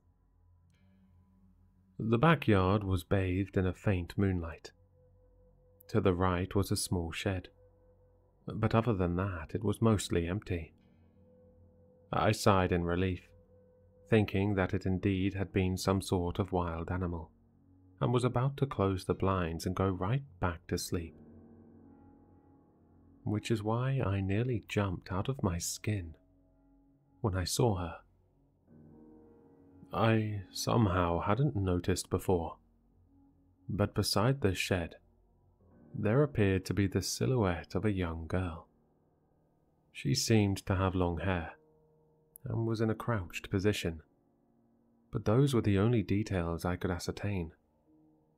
I had to do a double take to make sure I was seeing things correctly. But indeed, there was a fucking girl in the backyard. Dude, I thought you were asleep. A tired voice spoke from behind me. Jesus Christ! Caesar, don't scare me like that, I replied. I wasn't trying to, Caesar said as he rubbed his eyes. What are you doing? Caesar, did you lock the backyard gate earlier? I inquired. Ah, fuck. I forgot. What about it? Just come over here, I told him, my gaze still transfixed on the young girl. She still hadn't moved from her original spot. Caesar came to the window, and I pointed to where the young girl was. As expected, he was startled to see her there. What the fuck, dude? He mumbled. How'd she get there? Beats me, I responded. Through the gate, probably. As we both stood there looking through the window, the sound of a vehicle pulling up out front caught our attention. Carefully, we made our way to the living room window and peeked through the blinds. Outside, a black SUV similar to the ones we saw before was parked in front of the house, its powerful headlights illuminating the front yard. The window blinds only permitted thin shafts of light to stream into the living room. Then, 4 people got out of the car. 3 men and a woman. They all seemed to be wearing military-style gear and were carrying assault rifles. But one of the men, a tall and bulky Hispanic-looking dude, was carrying some sort of device that we couldn't see very clearly. We could also see small patches on their shoulders that read SIRS, or something like that. Careful not to alert them to our presence, Caesar and I listened on their conversation. She should be around here somewhere, the Hispanic dude said. You sure, Garcia? One of the men asked. This one was slightly shorter and of average build. I don't fucking trust this one a bit. Come on, Connor, replied the other man, who was slimmer but roughly the same height. We've dealt with her before. What's gonna make this any different? I don't fucking know, retorted Connor. Probably because she killed like 20 of our guys back in Almoda. More than that, actually, the woman added. She was blonde and had a ponytail, and was slightly shorter than the others. Are they looking for the girl? Caesar nudged me. Probably. Fuck, man. She's literally in the backyard. And by the sounds of it, things aren't gonna be pretty, added Caesar. We both shuddered at the thought of what could possibly happen once they find her. We watched as the 4 split into 2 groups. Garcia and Connor headed down the footpath along the side of the house, while the other 2 headed in the opposite direction and rounded the other side. Me and Caesar quickly headed back to our room, by which point Monica and Isabel had been aroused from their slumber. "The fuck were you guys doing?" a half-asleep Monica asked. Dude, there's people outside our fucking house, Caesar replied in a hushed tone. They've got guns. They're going round to the back. What? Isabel looked at us inquisitively after she let out a yawn. Suddenly, we heard something being knocked over outside, followed by rapid footsteps. The 4 of us were drawn to the window, through which we watched as Garcia and Connor walked through the open fence gate and into the backyard, guns raised and ready. As Garcia swept his rifle across the yard, the flashlight on the end of the barrel briefly illuminated the shed, and for a moment we were able to see the young girl in full. She appeared no older than 13 or 14, and was wearing a dark green dress of some sorts. There was a 3-digit number tattooed on the side of her neck, though I could only make out the first 2 digits as 00, while the third digit was either a 5 or a 6. As the light was trained on her, she could be seen covering her face with her arms. "She's right there. She's right there," Garcia yelled, having evidently spotted her. "Scorpion to HQ. We've sighted the target." To the girl, he shouted, "Don't you fucking—" All of a sudden, we heard a loud pop, prompting us to duck for cover. However, I was the only person who remained standing long enough to see Garcia falling to the ground. His head was gone, and what remained of his neck was now a gaping hole. Chunks of flesh were strewn across the yard, and dark red blood splattered everywhere. The girl was still crouched, but she was no longer covering her face. In fact, it looked as if she was grinning, almost ear to ear. She made a sweeping motion with her left arm, and for a brief moment, I could have sworn her hand glowed blue or purple. What followed was a deafening cacophony of automatic gunfire that shattered the quiet yet tense atmosphere of the neighborhood. I dropped onto my stomach below the windowsill and covered my ears. Isabel hastily crawled underneath her mattress, while Caesar and Monica were huddled together on the floor as the sound of gunshots continued. Though I was covering my ears, I could faintly hear Connor yelling something to the effect of, "Subject is engaging us. Request for backup," before he suddenly let out a terrifying scream that seemed to literally go over the whole house. His screams were quickly silenced, and a few moments later, we could hear what sounded like heavy objects falling onto the roof. The gunfire briefly ceased. We all rose from cover, shaken to the core by what had just happened. I tried to peek through the window to see what was happening, but at that point, Adrian burst into the room yelling, "What the fuck is going on?" At that moment, more gunshots rang through the air. We sprinted from our room as a bullet passed through the window, but as we did, we heard what sounded like the woman yell something before a loud crash rocked the house. Caesar went into the kitchen to investigate, while the rest of us sprinted into the basement, where Michaela and Kate were similarly confused and terrified as to what was happening. A few moments later, Caesar came down to the basement, his face as pale as a ghost. "What happened?" I asked. The gunfire had ceased temporarily. The woman," Caesar stuttered, clearly freaked out by what he had witnessed. "What about her?" I inquired further. "She's in the fucking wall," he replied. "She's in the what now?" "Like, I think she flew through the kitchen window, and now she's embedded in the fucking wall." As I tried to process those words, a final round of gunfire ripped through the night.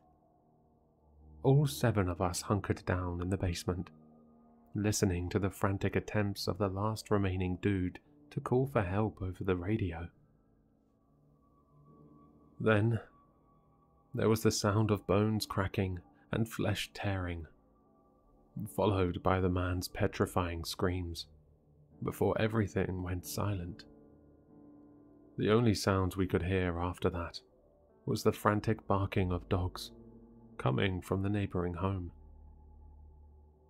That was just over an hour ago, and now it's almost completely silent. We're still hunkered down in the basement. All of us are terrified as hell, especially Monica and Isabel. Those two haven't stopped crying for the past hour. Not that I blame them. I'm nearly on the verge of tears myself. I've tried checking for updates on the current situation online, but strangely, nothing has come up, not even from the local news sources. Mind you, the town that I live in isn't a small one. It has a population of maybe 30,000, and yet nothing has come up. I wanted to call 911, but then I remembered that emergency services wouldn't be available until 8 in the morning. So, for now, here we stay. I might provide some updates if I can, but my phone's battery is almost at 20%, and I don't have a charger, so I might not be able to for long. Until then, wish us luck. Update 1. I just woke up, and there's a helicopter flying over the house. I managed to get a glimpse of it through the basement window, and it seems like it dropped something nearby. I'm not sure if it's like a care package or something. The update 2. It's getting really hard to breathe right now. My throat is burning. I think there's a fire outside, because there's a whole lot of smoke.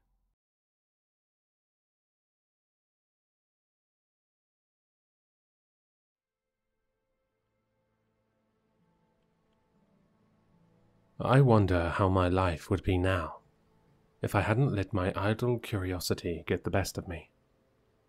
No therapy, no doctor's bills, no nightmares, no constantly looking over my shoulder, agonizing over the thought that today could be my last. So, if I do disappear, at least I can leave my story behind. Okay, I can do this. You all have a junk drawer in your house, right? Usually it's in your kitchen and holds all of your miscellaneous items collected over the years. Our drawer contained a pair of dull scissors, 2 koozies from a DWI law firm, a broken screwdriver, and a brass antique key of unknown origin. Based on its size, the key looked like it opened a jewelry box, but I couldn't be sure. It mainly just collected dust in the back corner of the drawer. I glanced at it every time I needed to grab the scissors and wondered where it came from. My buddy Sam and I moved into the house shortly after we finished grad school. It was an older house, but it had a ton of space and a short commute downtown, where Sam and I both worked. We had another roommate named Rocky, who was a bit older than us, but we didn't mind. At the time, I worked in the mayor's office, while Sam worked in finance. Rocky was a line cook at one of the fancier restaurants in town. We all worked long hours, so, naturally, we spent a lot of time together. Rocky had a ritual of cooking dinner for us when he returned from a long shift at work, usually drunk, and we became fast friends. He was quite the character, covered in tattoos, and kept his hair wrapped up in a red bandana. I remember that he could fix anything, and served as our de facto handyman, because our ghost of a landlord was too lazy to make repairs. I assumed the key belonged to Rocky. After all, he liked to collect things, and the house was covered in baubles and trinkets he'd picked up over the years. My favourite being a life-size poster of Jackie Brown in our living room.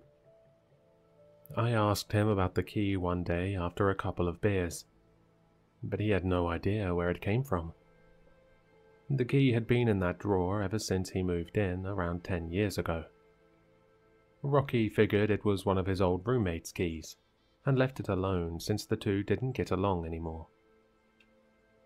So, that was the end of that. We settled further into our lives for a bit, until a rainstorm nearly tore the roof off.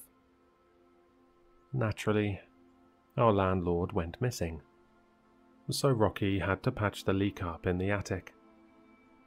I'll never forget that day. Rocky trotted downstairs, soaking wet and covered in dirt, headlamps still lit. "Fellas, I think I found something," he said while grinning.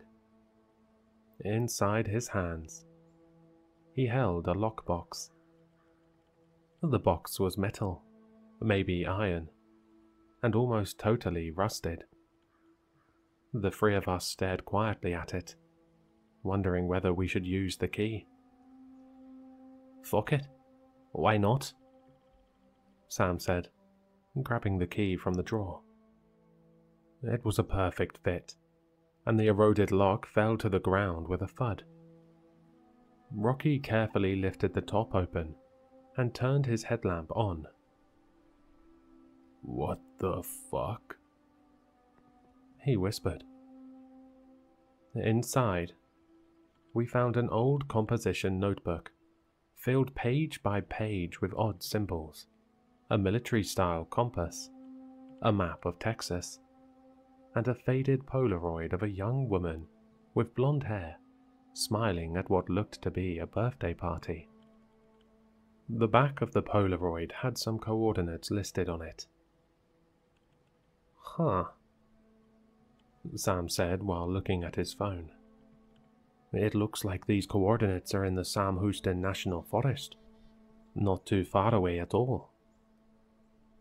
"We should go," Rocky yelled. "You two have always talked about taking me camping." It was true. Sam and I were astonished that Rocky, a man of many talents and adventures, had never been camping. We teased him about it often, since Sam and I met in the Scouts when we were kids, and we were well accustomed to the outdoors. Now seemed as good a time as any. "Who knows how many people have lived in this house?" Rocky pondered. "Maybe we'll find something worth keeping."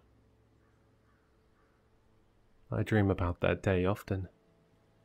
I'm locked to a chair and watching the three of us rummage through the box, and I'm pleading, no, screaming for Rocky to throw it away. I can feel my screams turn into laughter, in a voice I don't recognize. We set off a few days later, listening to John Denver and Willie Nelson along the way, while Sam twiddled with his new sat-nav device. The three of us parked our car at base camp and prepared for the 3-mile trek into the unknown, following the trails before the sat-nav increasingly beeped for us to get off the beaten path. We sidestepped broken branches and poison ivy before passing through a wooden archway into another forest clearing. "Your destination is 500 meters north," the sat-nav droned. "Fucking finally," Rocky muttered. "You would have made a terrible scout," Sam teased. Rocky was about to retort, but something made him stop in his tracks. In front of us, lay a path sandwiched by 2 rows of trees. Cloths, tattered t-shirts, and dirty towels hung from their branches. Some looked like they were tied recently, while others nearly rotted away. I had never seen anything like it.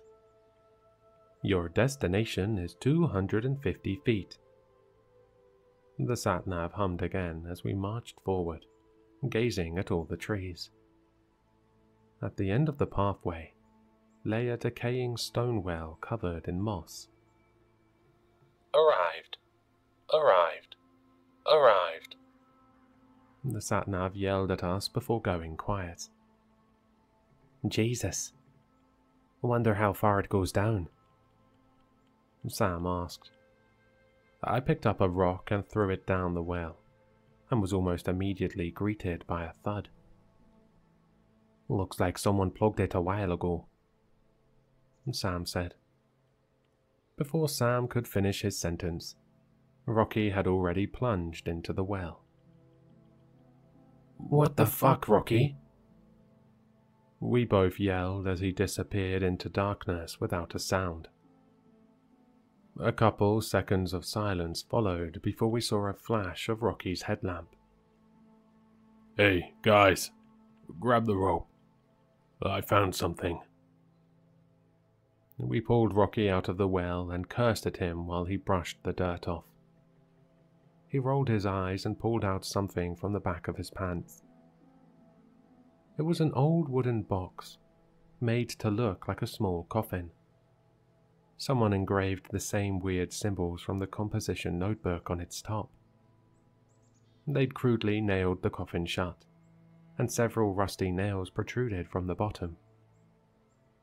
Creepy, Sam noted. I know what you're thinking. Are we idiots? Are we blind to the color red? Perhaps so. But back then, I didn't believe in the unknown, and only accepted what I knew for certain.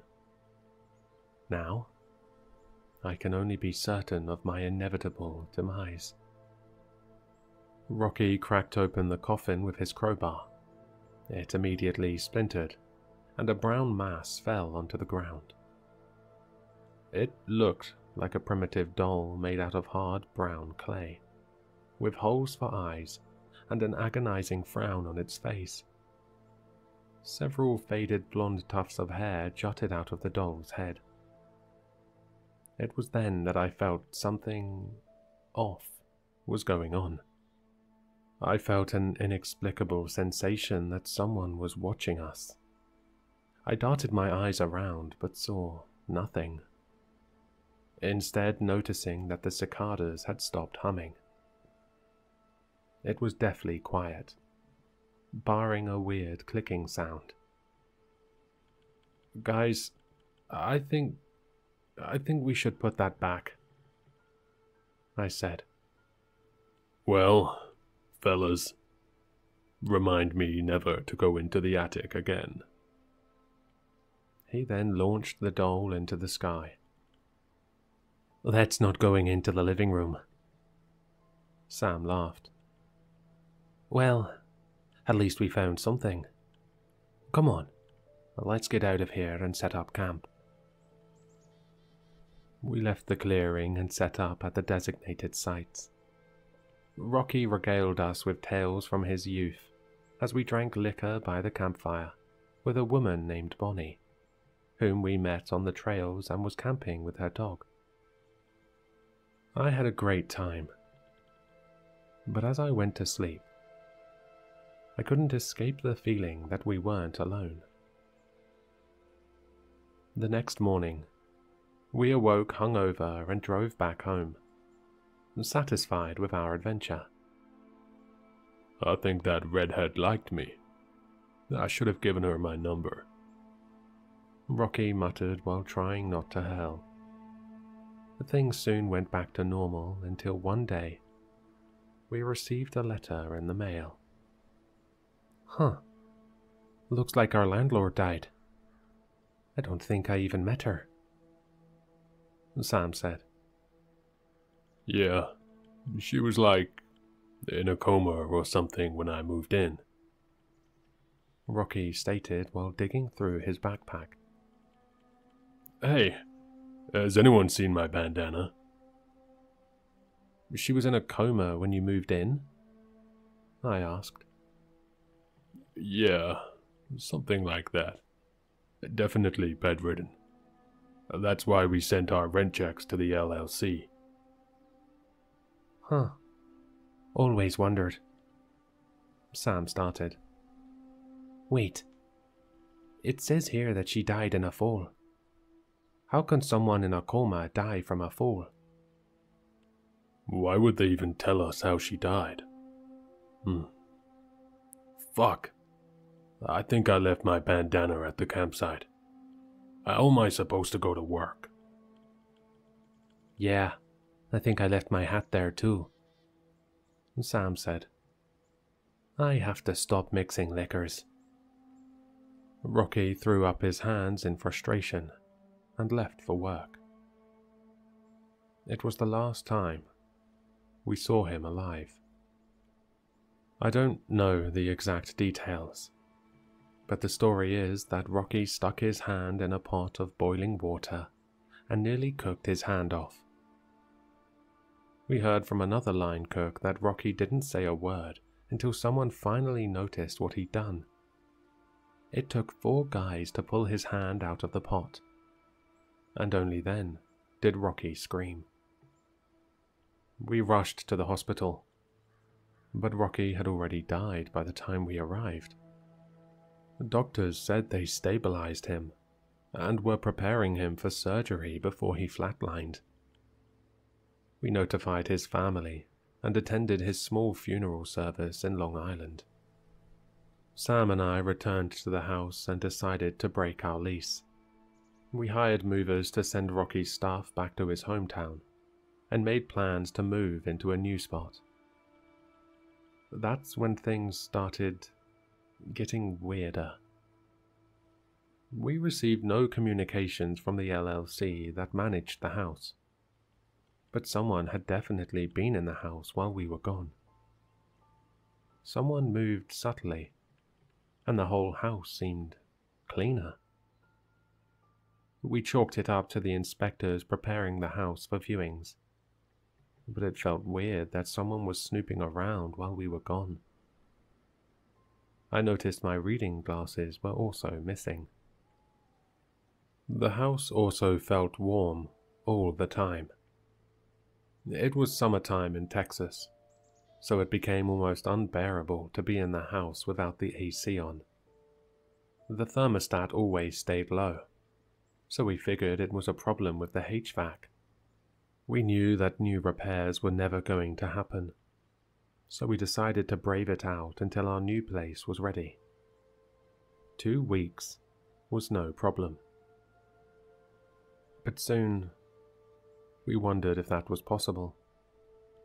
Sam woke up one morning sore and covered in bruises, while the top of my head felt like someone had yanked some hair out of it.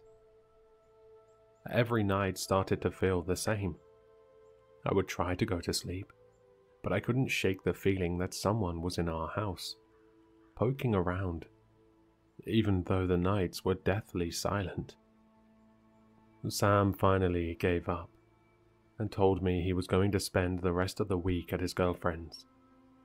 I was welcome to come and sleep on the couch. I told Sam to go ahead, and that I would meet him the following night as I needed to pack a bag. Adios, muchacho, Sam said on the way out, and closed the door behind him. The next time I saw him was in a funeral casket. Car accident. Sam was on his way to his girlfriend Ali's house when his car veered into a telephone pole at over 90 miles per hour. He died on impact. Nearly every bone was broken in his body. I consoled Ali, who felt responsible. She read the autopsy report and noticed that while both arms were almost shattered, Sam's left arm appeared to have been broken prior to the crash. based on impact. She couldn't get over it, and asked if Sam had injured himself earlier that week. I couldn't provide any answers.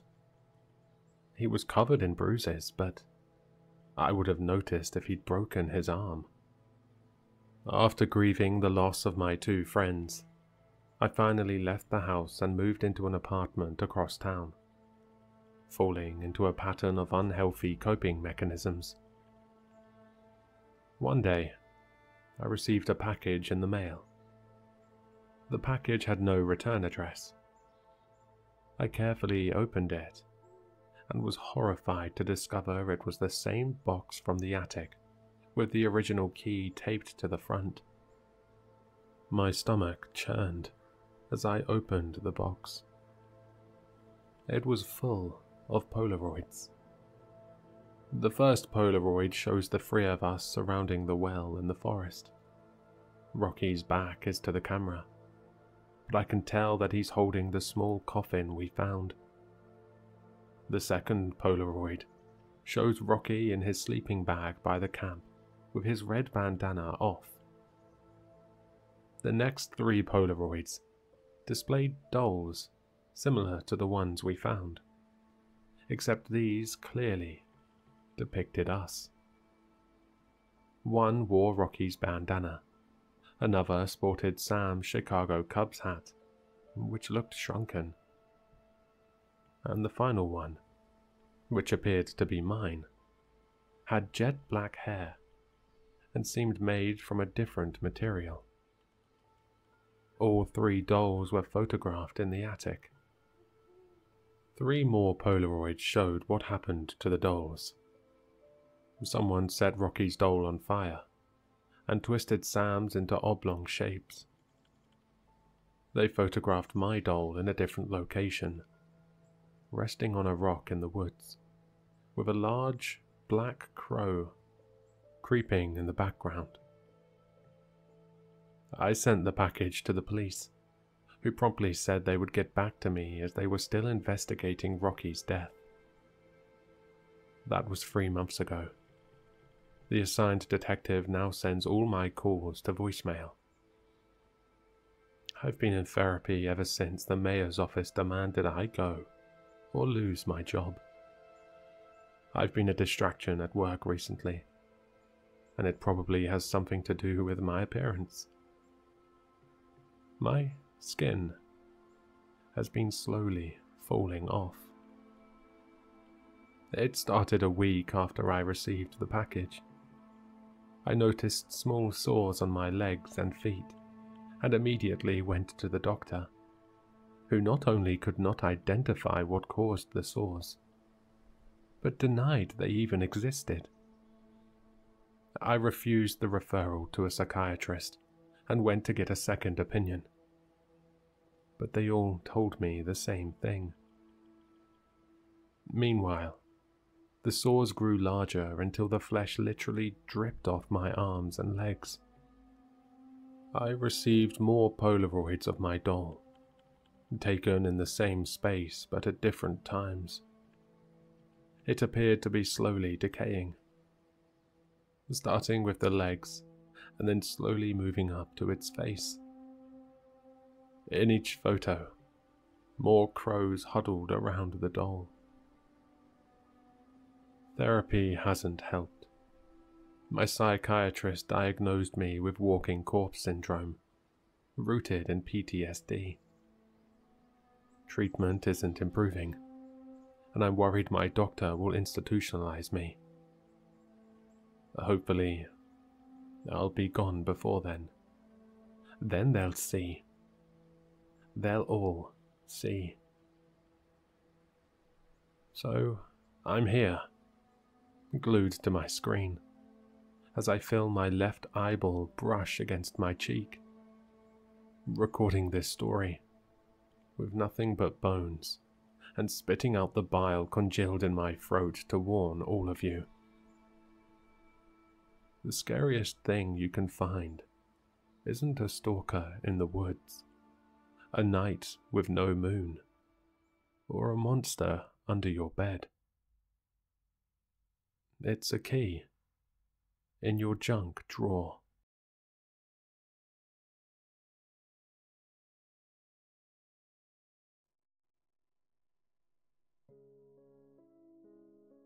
Please feed Mohan his dog food, Pedigree, at 2 p.m. The packet is in the cupboard, and his dog bowl is kept near the kitchen sink. I stared at the WhatsApp message, reading it again and again. My emotions were caught between bemusement and nervousness at this bizarre request. I know what you're all thinking. Just feed the damn dog his kibble. But here are the facts. Mohan is not a dog. He is a 10-year-old boy. To give you all some context upon my situation, I had agreed to babysit Mrs. Sharma's son Mohan because my mother wanted our new kooky neighbour to feel at home. And no, this was not a paid babysitting job. It was just an endeavour to build neighbourly relations by my over-enthusiastic mother. But as I said just now, Mrs. Sharma was a kooky. I had only observed her twice, but both moments left quite an impression upon me. The first one happened when I caught her cutting a bar of soap like a carrot upon my mother's chopping board. She had brought a pack of those as gifts when she first came to visit us. A brand new pack of expensive sandal soaps. At that time, I was reading a book from a position where she could not see me, but I could see her on the sofa chatting with my mother. But when my mother went to the terrace to fetch our drying clothes for 10 minutes, I surreptitiously watched her take one of the bars and start dicing it upon the chopping board my mother had just used for slicing radishes. I looked away after 5 minutes, but Mrs. Sharma had clearly left no trace of her actions, because when my mother came back, they continued their nonsensical conversations, while my mother once again picked up her knife and continued chopping the remaining vegetables. Needless to say, I refused to eat dinner that night and ordered from Zomato. The second incident happened when I caught Mrs. Sharma tasting Pedigree, a popular brand of dog food, when my mother and I were visiting her home. Mrs. Sharma went into her kitchen to pour some drinks and snacks for us while we were waiting in her guest room. At that time, I had a sudden urge to use the washroom. I silently walked past the kitchen, but my eyes happened to glance upon her for a few seconds. And there she was, taking kibbles out of a Pedigree packet and putting them in her mouth. I refused to eat anything she served to me and my mum later on. I also mentally grimaced every time my mum picked a bite to eat. The woman clearly had issues, and I wished that my mum would have stayed clear of her. But fate had other plans. The two had become fast friends, and now I was saddled with babysitting Mrs. Sharma's 10-year-old son, Mohan. When I had questioned my mother about why we didn't see Mohan during our first visit to Mrs. Sharma's house, Mum told me that it was because he had gone on a walk with a girl from our colony. My mum also gave me a list of written instructions on how to take care of that kid. I wished she would have just WhatsApped me, but she just had to write it on paper in her terrible handwriting. Honestly, the only redeeming quality of Mrs. Sharma so far was that she was not as technophobic as my mother, and had agreed to message me the instructions. The babysitting ordeal was to last from 12 noon till 6 in the evening. I had not even glanced upon the list my mother had given me, as Mrs. Sharma had promised me that she would text me the relevant tasks throughout the day. So, with an irritated look upon my face, I went to pursue the challenge. I first saw Mohan in the living room of their house, watching television. An episode of Doraemon blared from the television, and I winced at how loud it was. But the kid was unaffected. Mrs. Sharma had just deposited the keys to her house with me right outside the house and left in a hurry, without even introducing me to her kid. Her craziness clearly wasn't going away anytime soon.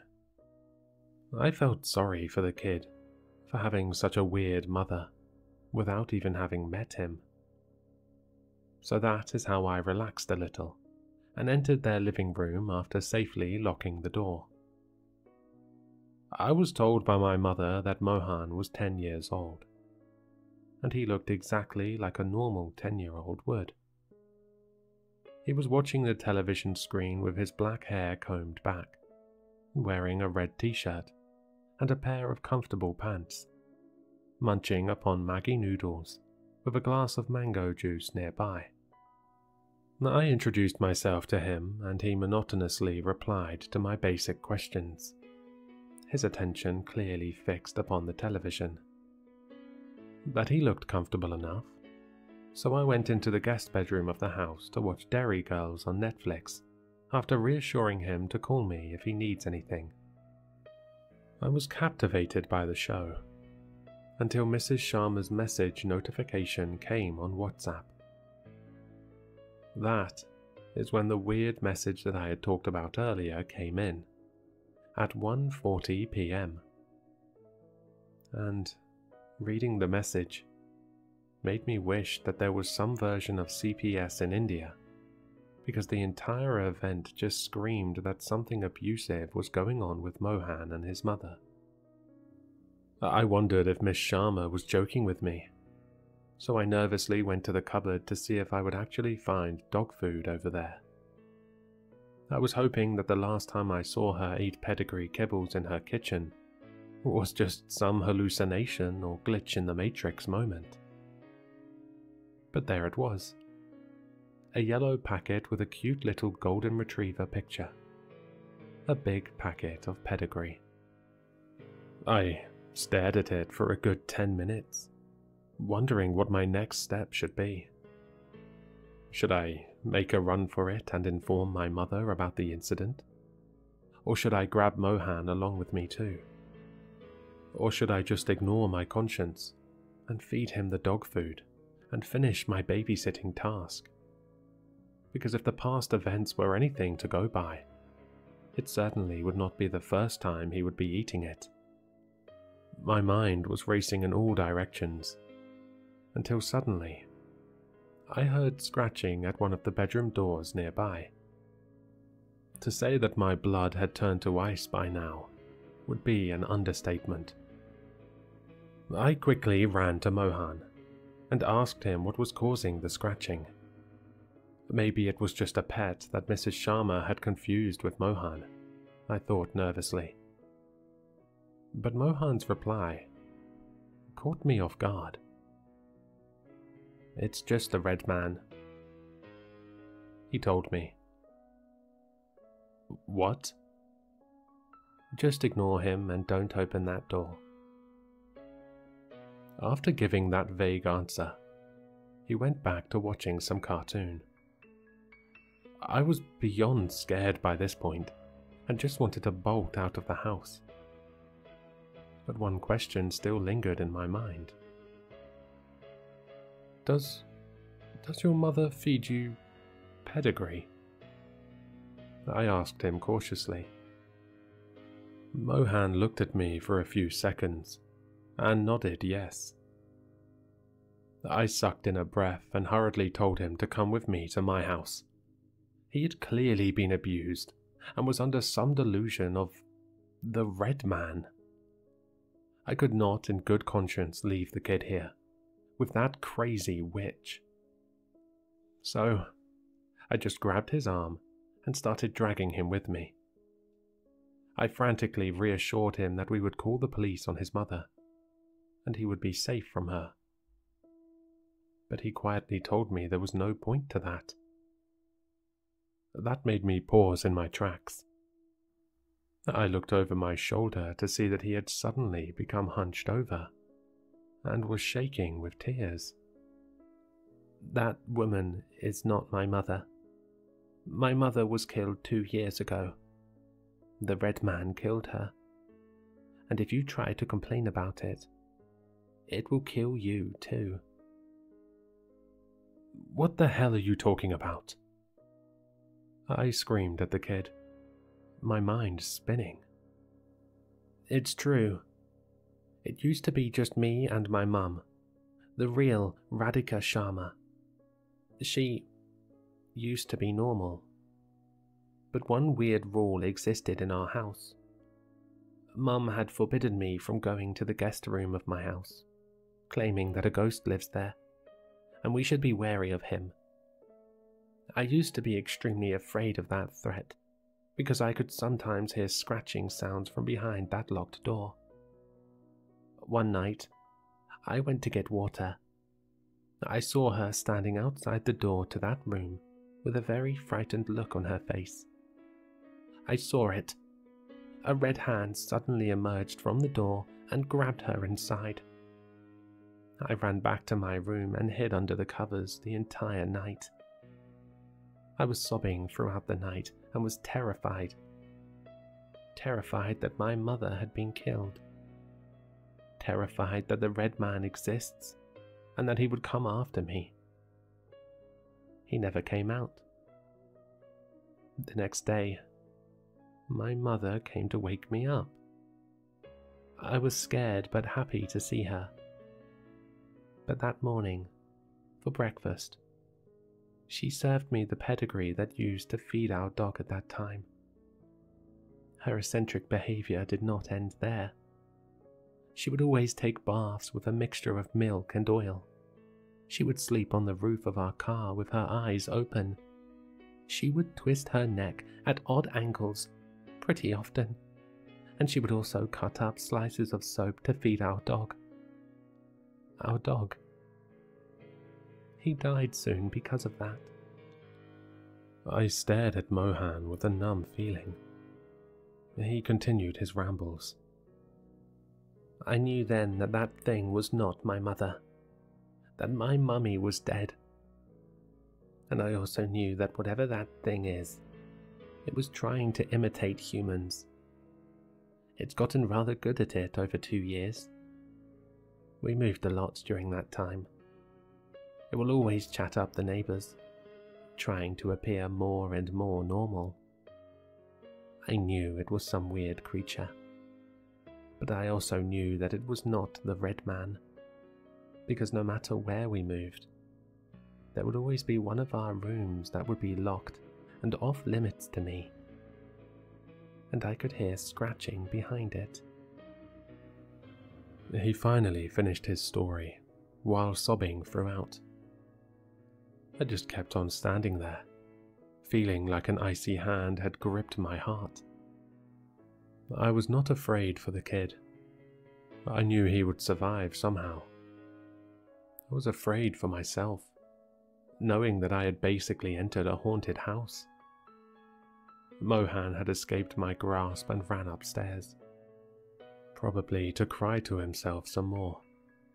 But I knew that if I didn't get out of the house that second, my legs would give out, and I would not escape alive. I was about to make a run for it when I heard a tire screech in the background. Mrs. Sharma, or more pointedly, the thing imitating her, was home. I just stood there frozen like a statue when the lock turned.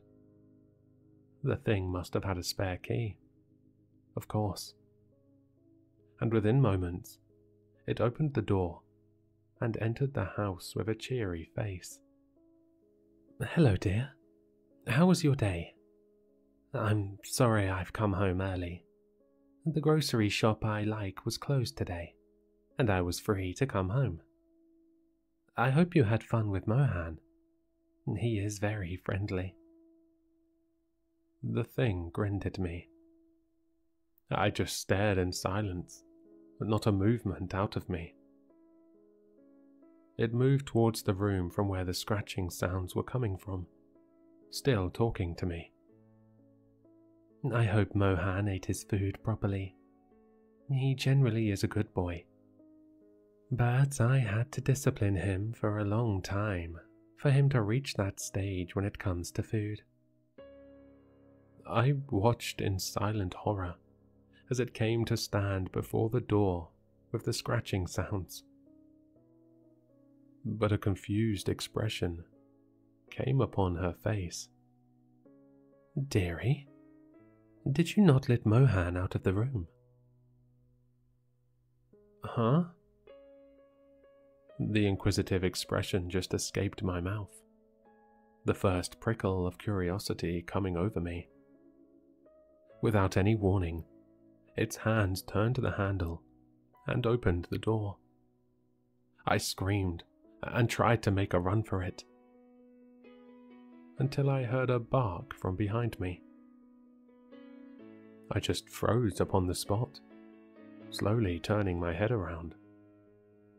I expected to see a grotesque red figure with a creepy smile coming at me with inhuman speed. Instead, a happy golden retriever ran up to me. I tried to collect my thoughts for a minute. I expected that this was all a show, and both the woman and dog would soon reveal their true paranormal forms.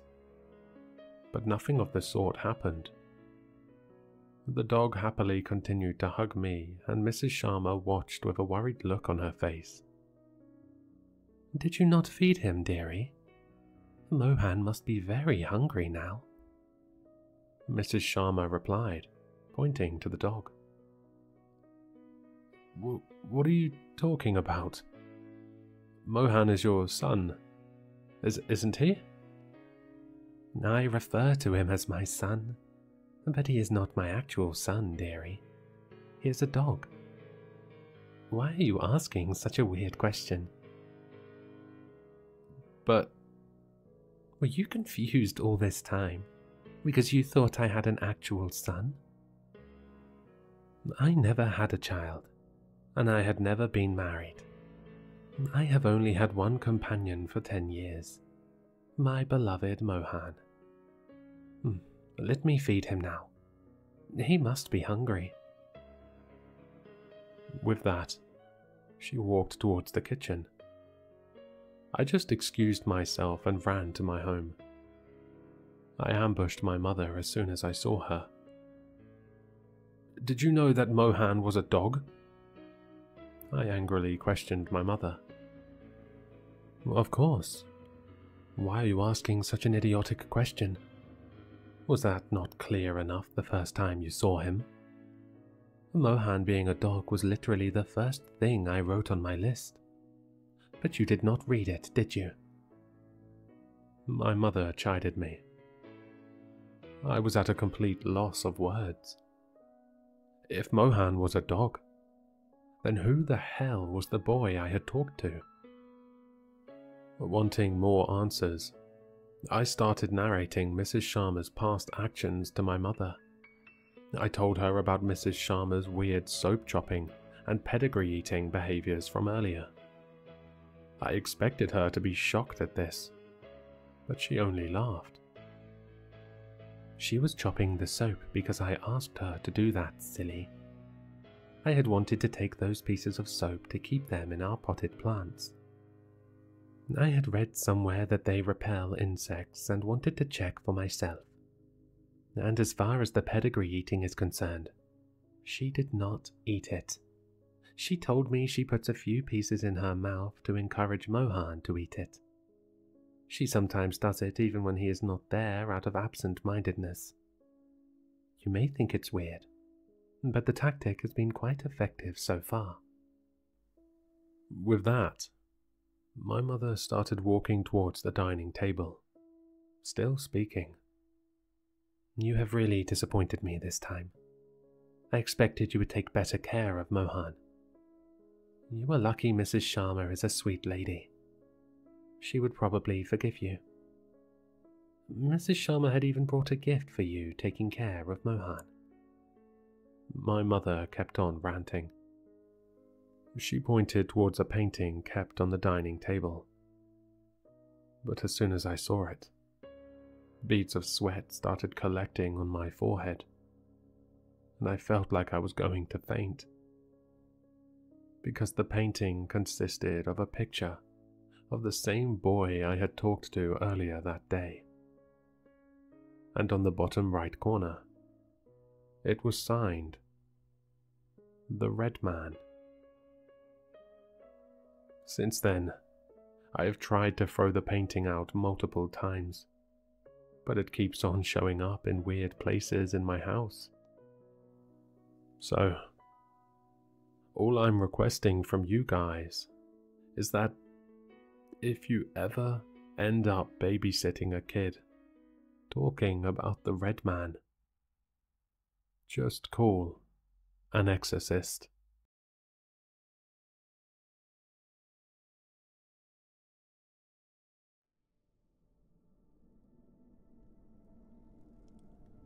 Her name was Alice. And no, I'm not being rude about her. She really was a witch. Like an enchantress, a sorceress, a magician-net, spells and stuff, dancing naked under the moon, or at least so I liked to imagine. If I'd known beforehand, I might have been a bit more hesitant to get involved with her. I know people say stuff like, "My mother warned me about girls like you," but, well, my mother had warned me. As had number of fairy tales, for that matter. You don't date witches. But Alice was cute. We'd talked on a dating app and quickly arranged to meet in person. Sitting there in that coffee shop, I really wasn't thinking straight. I wish I could say she'd enchanted me somehow, but if I was spellbound, it was only by her big brown eyes and the way she smiled at me as we sipped with 2 straws from a cream macchiato. Did I fall in love with her? I dunno, but I liked her. And though it had come as a shock when she casually mentioned the whole witch thing, slipping it in neatly between a discussion of our hobbies and what I did for work, I was already committed to seeing her again. What did it matter anyway? I wasn't small-minded. Witches were just people. Sort of. Sure, no one really knew where they'd come from, and they seemed to be a phenomena completely exclusive to our neck of the woods. At the very least, I've never heard of the real deal anywhere else, and whenever I bring the topic up to outsiders, they look at me like I'm crazy. So you have to understand, while it may seem strange to you, to us, it was almost normal. Things were going good at first. She was so sweet, you wouldn't believe it. She told me she'd been lonely for a long time, and that most people avoided her. Everyone was polite, of course, but in every interaction, there was this barrier preventing the development of real intimacy. Scared of her, I suppose. I prided myself on being better than that. No, really. It put a swagger in my step. And of course, my intentions were purely noble. After all, was I not graciously extending my kindness to her, rescuing her from a life of solitude? Had nothing to do with her shapely hips either. I was just being good. So, we were dating. Before long, we were going steady. It was always her who kept pushing us to take things further, but I didn't mind being pushed too much. She had a pleasant way of doing it. We even went on vacation together, renting a small cabin out by the lake some distance east of town. It was her way of telling me she loved me. Little underwhelming as a declaration. Well, remember how I said witches were only a local thing, or at least so far as I knew about it? That's because they couldn't go anywhere else. Leaving was painful to them, and if they traveled too far, it killed them. As it was, the cabin was right on the edge of whatever invisible line marked the boundary of her existence. By the end of the 3rd day, she was running a fever, and by the start of the 4th, she was unwilling to leave her bed. Though she insisted on staying out the week, wanting me to get full use of the new fishing rod she'd bought me, I drove us home the same night, scared of how pale and listless she had become. She perked up almost immediately as we turned our noses westward, and by the time I swung into her driveway, I thought she was back to normal. I crashed at her place that night, and as we went to bed, I realized that, no, normal was not the word. She was better. A whole lot of newfound energy to be worked off. I won't go into details, but I'm sure you can imagine. I began to spend more time at her place after that. I still kept my own apartment for convenience's sake, even though she was dropping hints now about maybe finding somewhere together. It made perfect sense to shack up, the economics of it. But I liked the freedom that came with separate dwellings.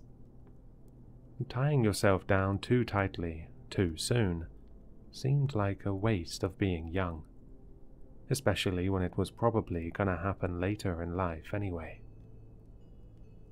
It was a Saturday morning, I recall, and I'd spent the night there as I usually did. I got up pretty early while she was still in bed, figuring I'd leave and have breakfast at a diner in town. Things had been a little tense the previous evening. Alice had been unusually quiet, sitting very silently beside me as we relaxed together on the couch.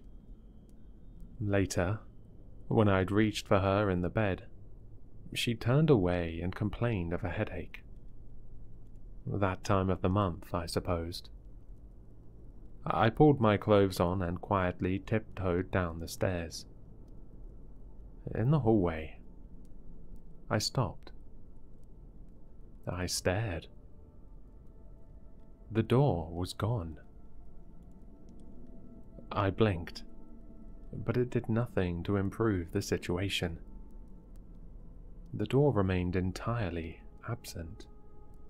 Only a smooth section of wall stood in its place. "Alice?" I called. Came her sleepy reply. "Babe, where's the door gone?" "The what?" "The door, honey. I can't find the door." "Oh, that." She was coming out of the bedroom now, tying on a flannel robe. "I took it away." She went into the kitchen, leaving me standing there nonplussed. After a while, I followed her like a lost puppy.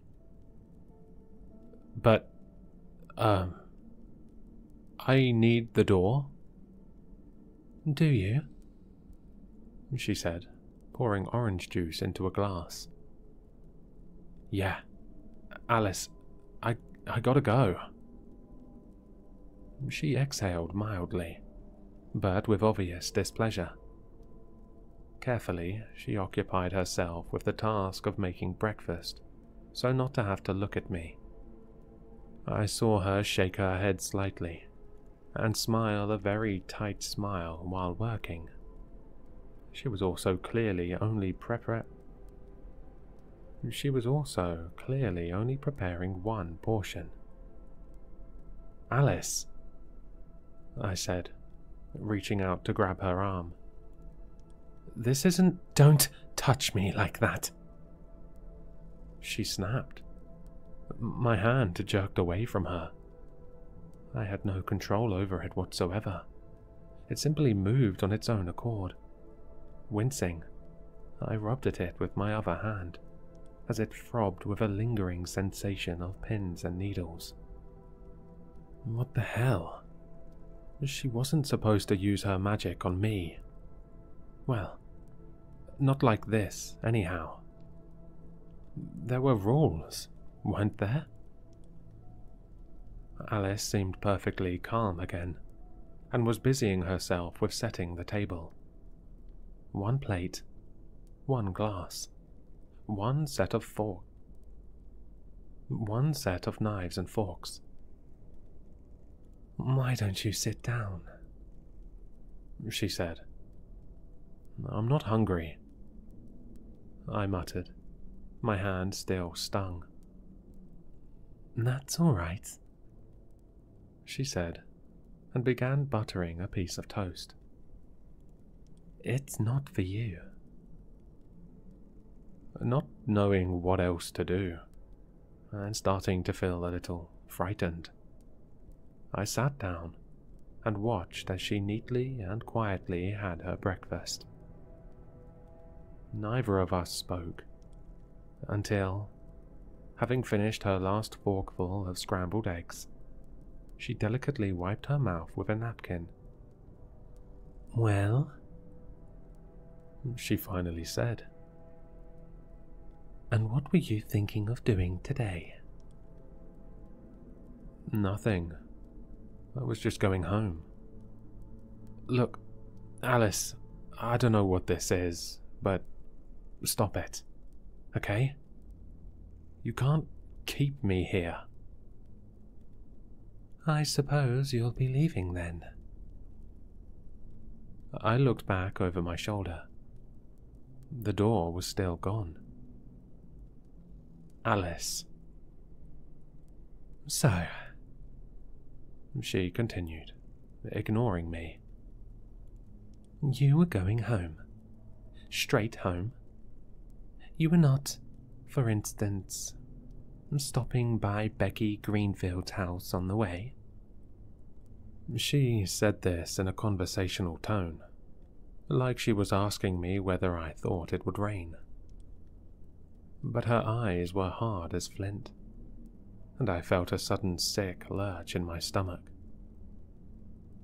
"I don't," I said, then had to clear my throat. "What do you mean?" Her expression darkened further as she got up from the table and began walking away. "What do I mean?" she said. "I don't know. Why don't you think really hard about it while you clean the dishes?" I tried to follow her out of the room. "Look, as I was saying, I can explain..." But as I tried to pass through the doorway, I banged nose first into what felt like a brick wall. I rebounded, and it was all I could do to keep from falling on my arse. Through the door, I could see Alice seating herself on the couch. She glanced at me and mouthed the word, "clean," then turned on the TV. I thought it was strange how the picture moved as normal, but there was no sound. At first I figured she had muted it for some reason. But then I realized whatever barrier had blocked my passage must also keep any noise from passing through. That put an end to my plan of loudly calling her several types of bitch, which was probably for the best. With no other option, I reluctantly began scrubbing the dishes clean.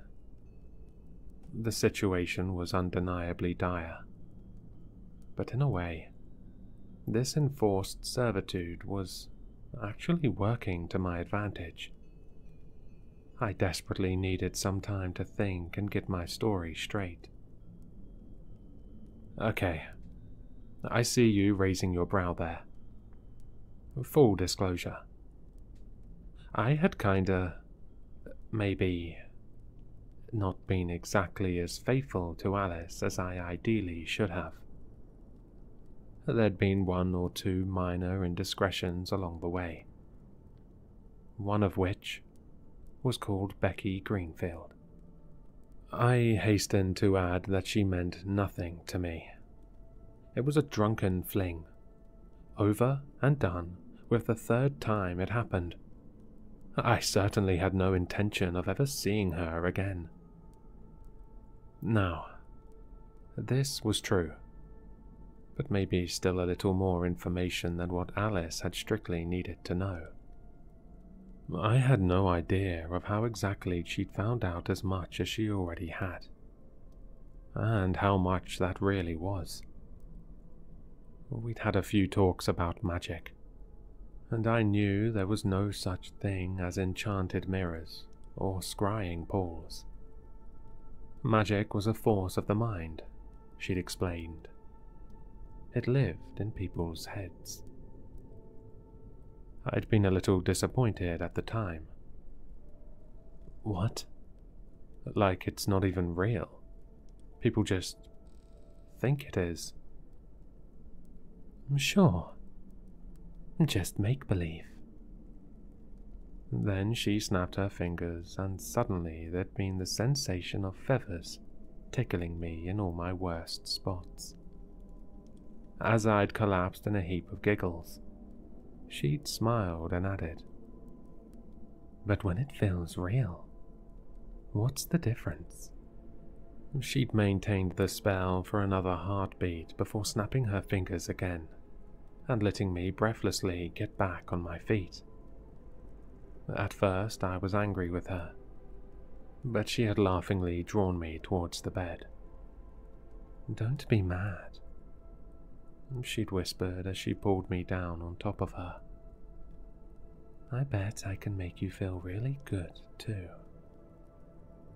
I certainly had no doubts left that magic was more than mere illusion. It was our minds that defined our reality, and as long as I thought I couldn't leave the kitchen, my body would act accordingly. And if I thought the door was gone, I would be unable to make any use of it, even if I actually stood there touching the handle. Are you now about to call me a prize-winning fool? Are you about to point out that if all of this was the case, then yeah, of course she'd known what I'd been up to? That, hey, buddy, get a clue, because obviously she was reading your mind. But you'd be wrong. She can't do that. It's the one thing everyone knows about witches. Look, think for a second, huh? With all the dirty little secrets floating around a small town, can you imagine what would happen if people thought their minds were being spied on? There'd be pitchforks and torches handed out on Main Street. The ensuring mob would have made what had happened to those poor girls in Salem look like a day in the park. So, no. Mind reading was out. But somehow she had learned something. And now, I was stuck in it. It didn't take me long to finish washing up, but I thought perhaps I might have just managed to sketch out a rudimentary defense. As I dried and put away the final piece of cutlery, I felt the lessening of some pressure behind me. The noise of the TV became suddenly audible. Here went nothing. I slowly walked into the living room, trying to put on my most disarming smile. Alice, look, you know I'm crazy about you. It's you and me, right?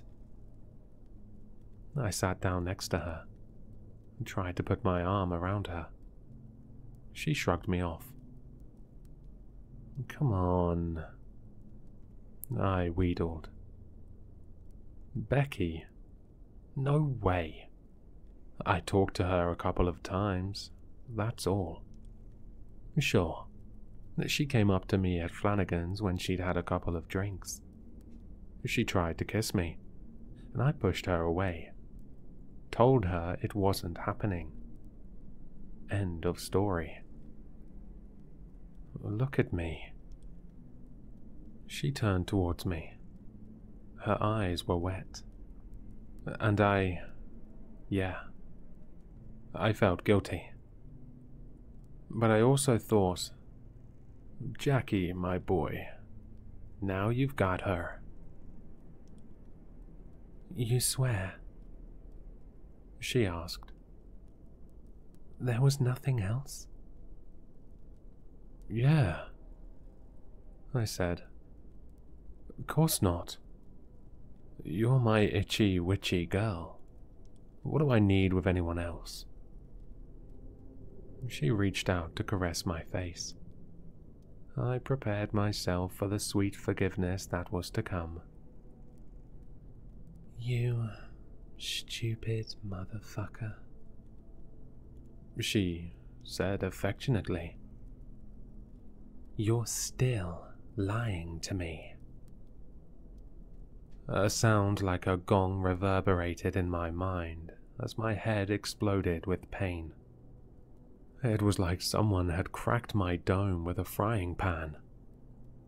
I slid off the couch, moaning, scrambling backwards on the floor to get away from her. She'd lost it.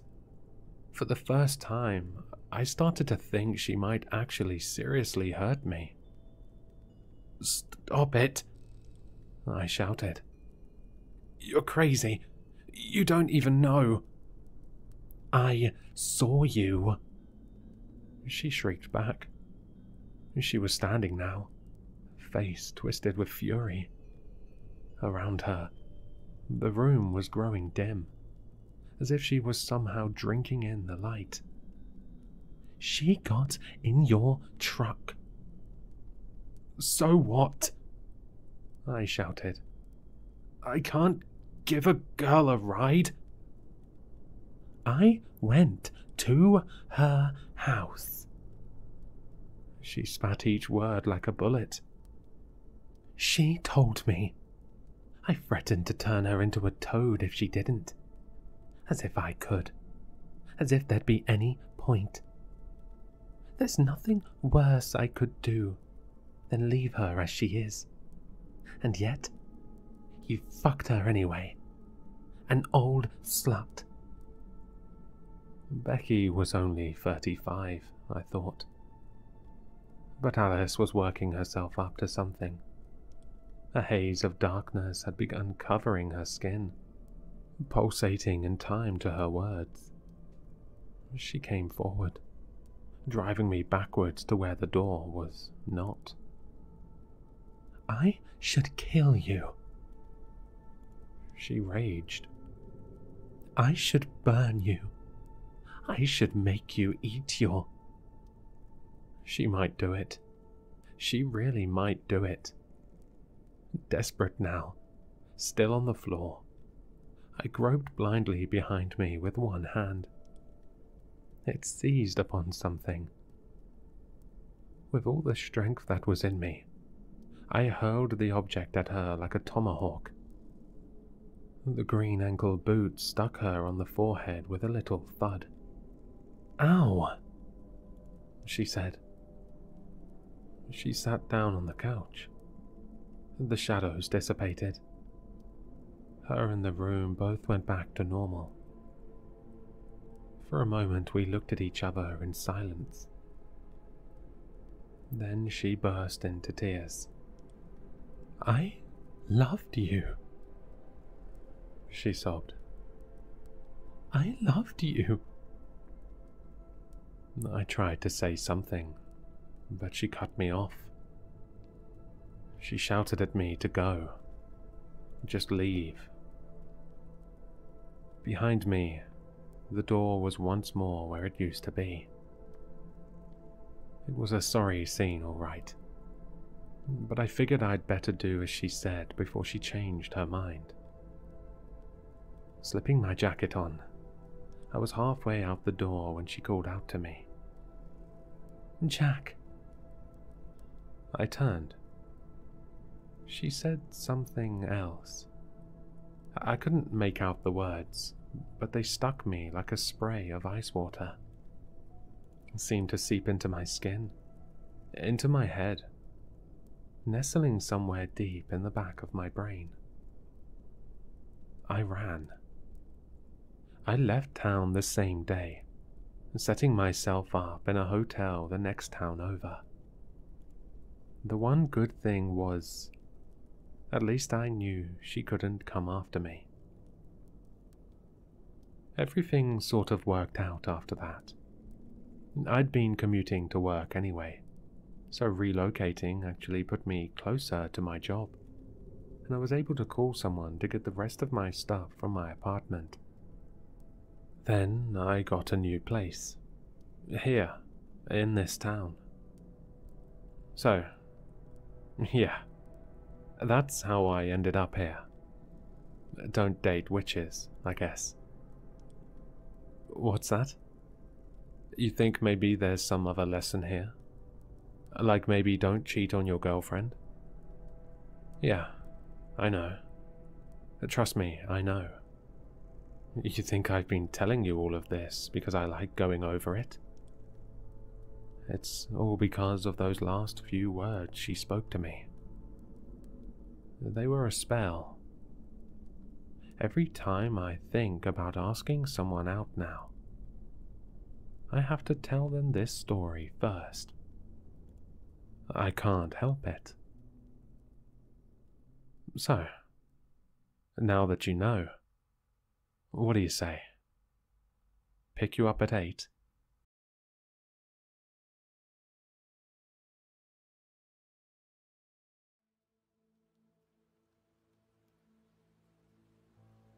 The call rang in at 7:42. I had just begun that day's closing operations, silently thanking God for another day of lackluster work. It's not every day that there's a missing child or a murdered spouse, and to be quite frank, I like to keep it that way. Most days, like today, were calls of wrong numbers or the occasional missing dog.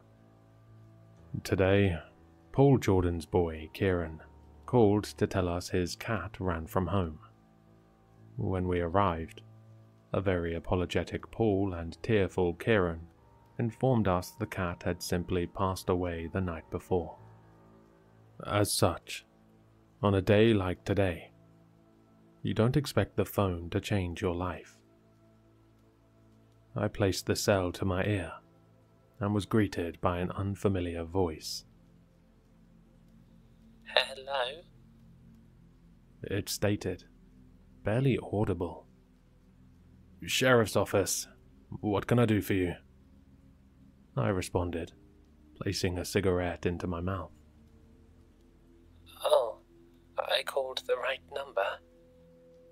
The woman on the other end sounded 20 at the oldest. Her breath shook heavily, as though she had just run 1.5 miles in the dead of winter. I could hardly make out the words behind the heavy pattering of rain. She sounded quite surprised to get a hold of me, and I was quite surprised I didn't know who she was. Lawrence had a population of 1,200, and I'd spoken to just about all of them. "I suppose you did." "What kind of work do you folks do?" I paused, trying to remember if I truly had answered the phone the way I did. I suppose she took my silence as confirmation of what she suspected, as she continued. I'm the new caretaker of Mr. and Mrs. Mulligan. You know, Tom and... Esther? Right. Sorry. Mrs. Mulligan is in some sort of bad way, and we need her examined. I glanced at the clock. 7:45. Ma'am, I think you should call a doctor. Lorraine is... I've already called Dr. Willows. She cut me off. She won't go back. This statement gave me pause. Dr. Lorraine Willows was a great friend of the Mulligans. Being that she was the only medical doctor in town, she likely knew more folks than I did. I knew that if Esther was in bad sorts, she'd want to help in any way possible. Right, I said finally. What's happening? I'm not sure how to describe it. Mrs. Mulligan, she won't die. I paused again, unsure if I had heard her correctly. I had thought, perhaps, that this young woman had signed up to be a caretaker for one, not two. Maybe she didn't want to care for Esther, and had slipped in her words. Well, that's wonderful. I chuckled slightly. I assure you it's not, sir. Please, you need to come as quickly as you can. The phone call was disconnected before I could respond. I figured, with hesitation, that even if I didn't go on the business of the call, a wellness check was clearly in order. I called over my partner, John Louis, and told him to put on his coat. Where are we off to? My shift is over in 10. John whined. Mine too. I sighed. We're going to the Mulligans. Why's that? He questioned, seeming less concerned with his punch cards. Wellness check, I said, opening the front door of the sheriff's office. Their new caretaker is... John probed. She's... worried about Esther. I decided not to mention the fact that this new maid, whatever her name was, seemed suspiciously infatuated with the death of an old woman. John had grown up in this town, unlike me, and was surely even more concerned about the Mulligans than I was. As we arrived at the old home, it was in a horrible state of disrepair. The driveway was cracked and laden with all sorts of odd materials. Fire axes, a disconnected garden hose, an open bear trap, and more lay haphazardly around the front yard. One of the downstairs windows was busted, covered by a blue tarp from the outside. The walkway to the front steps had been flooded by the heavy downpour that was still raging violently, and we couldn't see any lights on in the house. Whoever this caretaker was, she wasn't very good at her job. Christ! John bellowed, taking me out of my trance. Put it down, Thomas! I swung my head in the direction he was yelling. Outside, in the pouring rain, stood Thomas Mulligan. He was sitting half upright against a tree, with a shotgun in his hands, pointed directly at John and I. Mr. Mulligan, I, too, shouted. "We're here to check on Esther." "We don't want your help, creeper," he yelled, pointed the shotgun dead at me. Or you either, fatso." I glanced over at John, who seemed both upset that he wasn't recognized and that his childhood neighbor had just insulted him. I placed my hands out and motioned for Thomas to put down the shotgun that was now pointed back at John. "Mr. Mulligan, I'm Officer Grayson," I said slowly and firmly. "And this is Officer Louis." "You know me, Thomas. It's me, John," my partner interjected, his voice quaking. At that, Mr. Mulligan lowered his shotgun, and the three of us let out a simultaneous sigh of relief. We approached the tree Mr. Mulligan was leaning against, and he raised the shotgun once more. "No, please," Mr. Mulligan yelled, more fearful than agitated now. "You don't want to.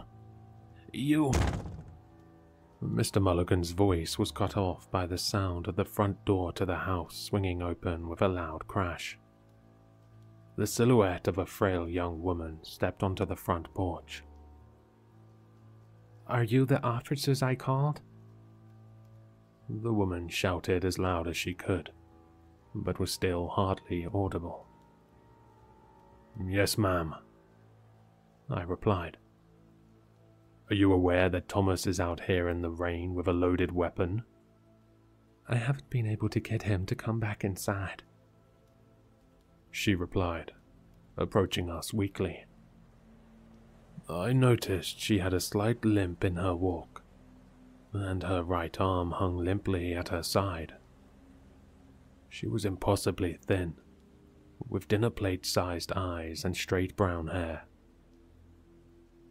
"Well, miss," John stated, passing glances between her and Mr. Mulligan.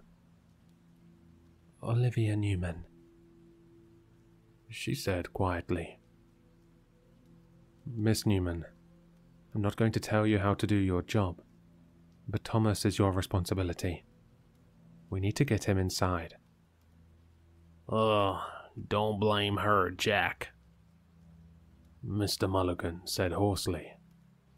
"I might be old, but I can still make my own decisions.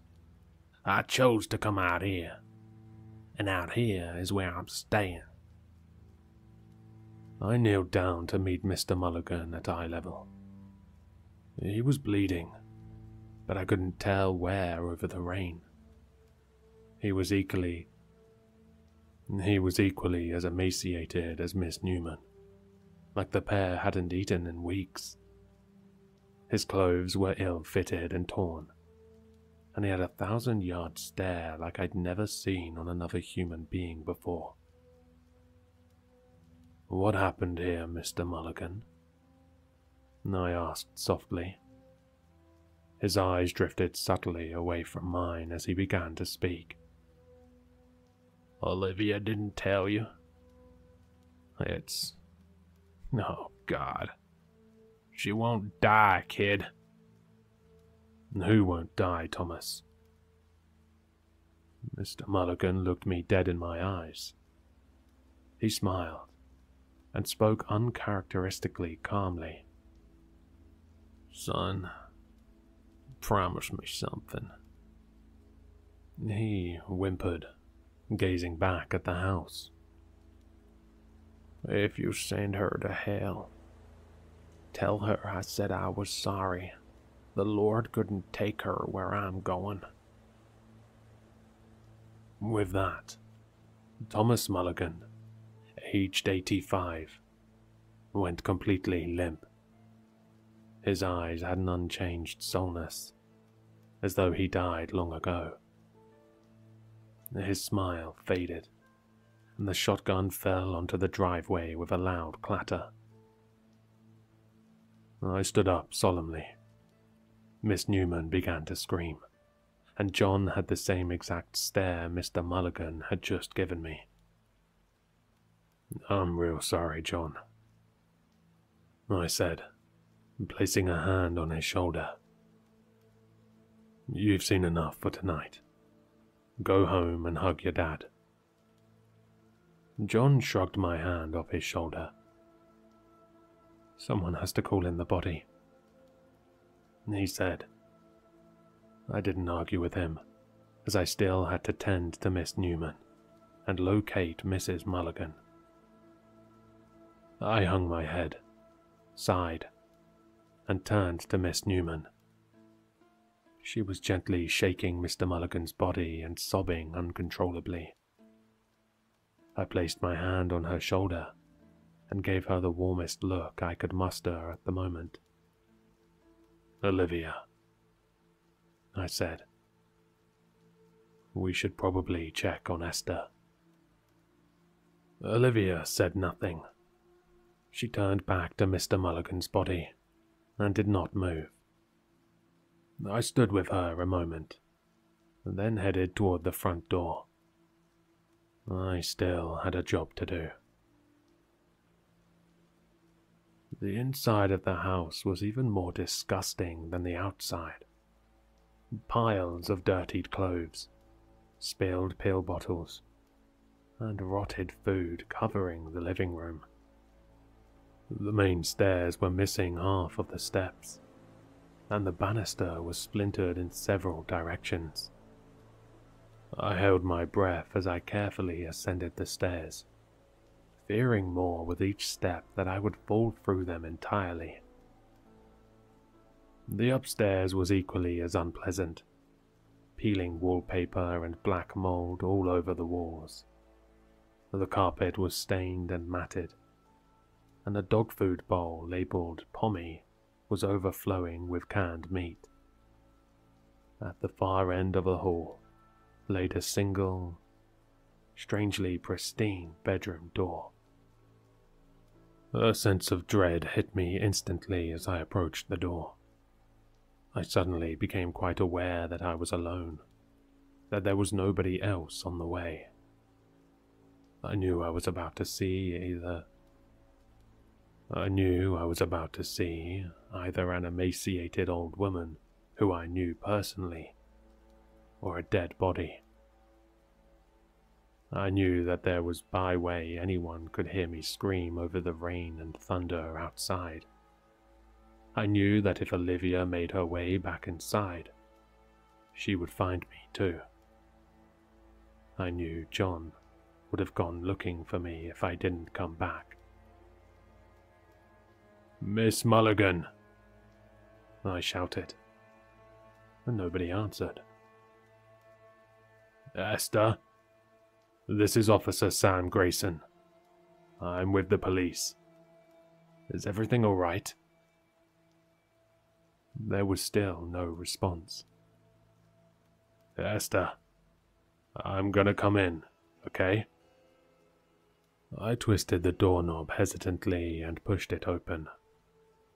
As soon as I did, a small Yorkshire Terrier bolted out of the room. I watched him run down the stairs and out of the house, like he hadn't left that room his whole life. He was well groomed, fit, and generally looked more cared for than either of the human residents I had met. Inside this room, there was a single wooden chair on its side, directly in the middle. An empty noose hung from the ceiling. As I shone my flashlight on the room, I realized it was completely tidy. There was no indication it had been connected to the rest of the house, as it lay empty. There was a small vase with healthy flowers in it. The bed was made and tucked, and the television was softly broadcasting the news. "Oh, my. Hello, officer." I swung around as quickly as I could. Behind me, in the doorway, stood Esther Mulligan. She was as I remembered her, short, well-fed, and with a sweet glow about her. She gave me a comforting smile and walked past me with a large basket of dirty, mildewy clothes. "I heard my dear Thomas," she said, almost giggling. "Shame he didn't come back in the house." She began folding the clothes and did not look at me. She either didn't notice, or didn't care, that the clothes were completely unsalvageable. "You did, though, didn't you?" She smiled, gesturing for me to sit next to her on the edge of the bed. I approached slowly, picking up the turned-over chair in the middle of the room. "Oh, that was a fun one," she said cheerfully, pointing at the noose. "Tried to hang myself. Doesn't feel nearly as uncomfortable as you'd think, with the right kind of rope, naturally." I cautiously sat down beside her and opened my mouth to speak. Nothing came out. "You know," she said, "I heard little Jack was an officer now. Is he downstairs?" No, ma'am," I managed to squeak out. "Ah, well, beggars can't be choosers, can they?" She placed a wrinkly, shaking hand on my thigh. "Livia wasn't my first choice either. Mind you, we've gone through a lot of caretakers these past few months. You, though..." Esther looked me up and down and pointed toward my gun holster. "I won't say we haven't tried it," she remarked. "But would you humor me?" I placed my hand on my gun, having every intention of it staying holstered.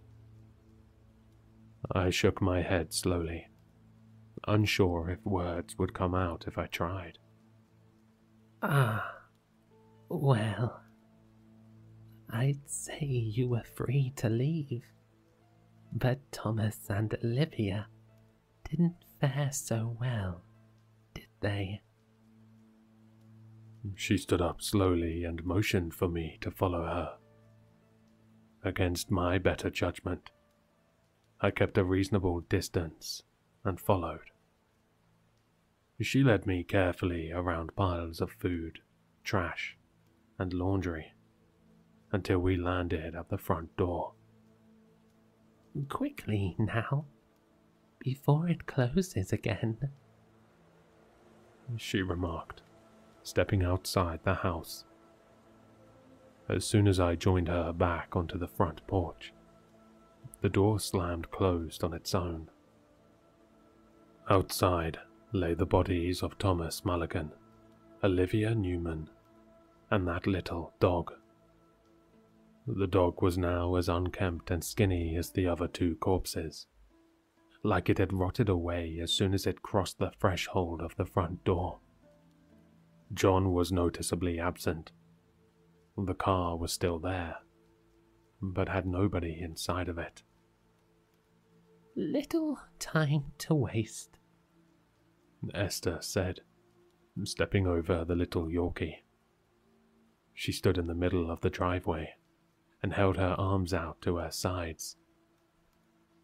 "Try to see if you can do what they couldn't, Officer Grayson." I had no idea what she meant by that. My focus was clear on the bodies outside. When did Olivia pass? How did the dog die? What the hell was going on? Where the hell was John? I'm not sure how to describe what happened next. One moment I was focused solely on the bodies of the deceased, and the next I had my gun in my hands and a bullet in the old woman. It was as if she had completely removed my free will, like she wanted her ending to go exactly as she planned, and didn't want me mulling it over too long. Esther laid on the grass, emaciated and unwashed, with a bullet in her head. Just as I had started to approach her, I felt a sharp pain in my left shoulder. I grabbed my shoulder and fell to the ground. As soon as I hit the floor, the rain had stopped. I was bleeding heavily, and John was standing over me. The bodies of the Mulligans laid across the yard, fully healthy, fully washed, fully lifelike. John was screaming at me, but I couldn't figure out what he was trying to tell me. Something about whether I had gone insane, what the hell I was thinking, why the hell I would harm that old woman. I tried to tell him she wanted me to, that I had no choice, but he wouldn't listen to me. Just as he was getting ready to put me into custody, the house began to shake. The entire building creaked and whined for 30 seconds. Then, as quickly as it started, it stopped. The building was back to normal, as though nobody had ever been inside of it. One by one, the Mulligans began to sit up, brush off their clothes, and head back inside. "Thanks for trying, officers," Olivia said sadly. "We'll probably see you again in a few weeks. Mrs. Mulligan can't help it." And with that, she closed the front door and locked it. John quit the force about a week after that call.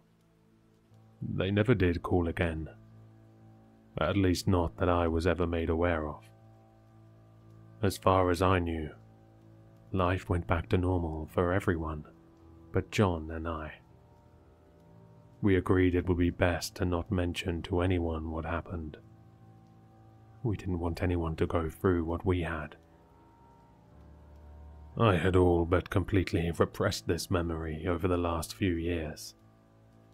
But last week, I was called back to the house. The entire building had burst into flames, with all 3 of its inhabitants presumed dead.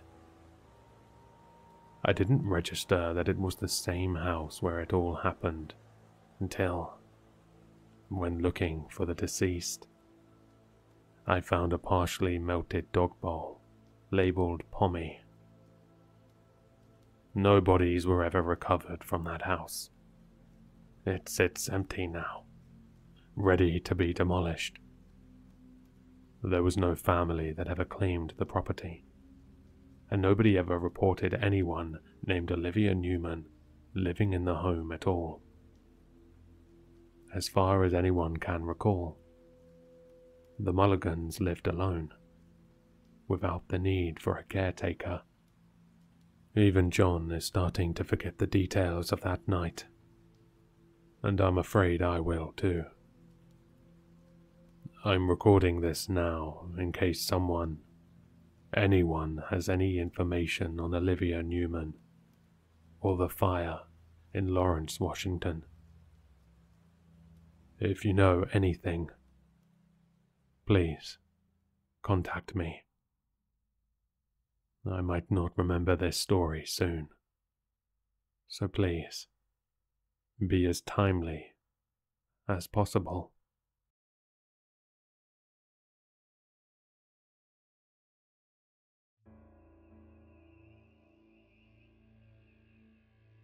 Working the graveyard shift as a cop sucks for a myriad of reasons, chief among them being the eeriness of the night. Now, saying that might make me sound like a baby, considering that I'm no small dude. But it's true. Something about being stuck in your car, with no human life in sight, has an almost alien feeling to it. I'm sure it would help if I lived in an area that wasn't as heavily forested as Wyoming. But as it stands, if there's a light on near me, I almost can't see it with how dense the foliage is. Most nights there's nothing to do, so it's just me and the silence. I usually take the time to catch up on a show I'm watching, or finish a book. On the off chance I do get a call, it's always something small, like a wellness check or a suspicious character outside a bar. I'm always happy to take these calls though, as it gets me back towards populated areas, rather than some gravel road where they have me scouting for speeders. It's not an exciting job, but it pays the bills. It happened 2 days ago, on a relatively warm night. I was working on my first night shift in a while, after getting back from vacation. Jimmy, the officer who replaced me while I was out, told me that he finally understood what I was talking about when I said it was creepy. I chuckled, assuring him that I would take over for a while, and advised him to bring something to do next time to keep his mind off it. If anyone was able to understand what the transition from day to night shift was like, it would be me. So I tried to make him comfortable. After all, if he started taking them more often, I wouldn't have to sit in the darkness as much. He handed me the keys and I had an idea. This was the only night shift I was scheduled for that week. Why not make it a little more bearable? I decided to invite him along. He could either sit at a desk all night in a dimly lit precinct with only one other person, or hang out and shoot the shit in the cruiser. Honestly, I don't think the blinding white walls of the station are that much more comforting than the darkness, and I think he agreed, because he accepted the offer pretty quickly.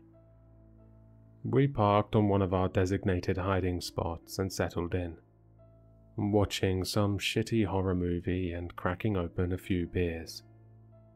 Sure, we shouldn't have been doing that, but who was going to arrest us for it? We weren't small guys either, so it's going to take a couple more than a few beers to get us tipsy. We also didn't expect to be moving much, until my work phone rang.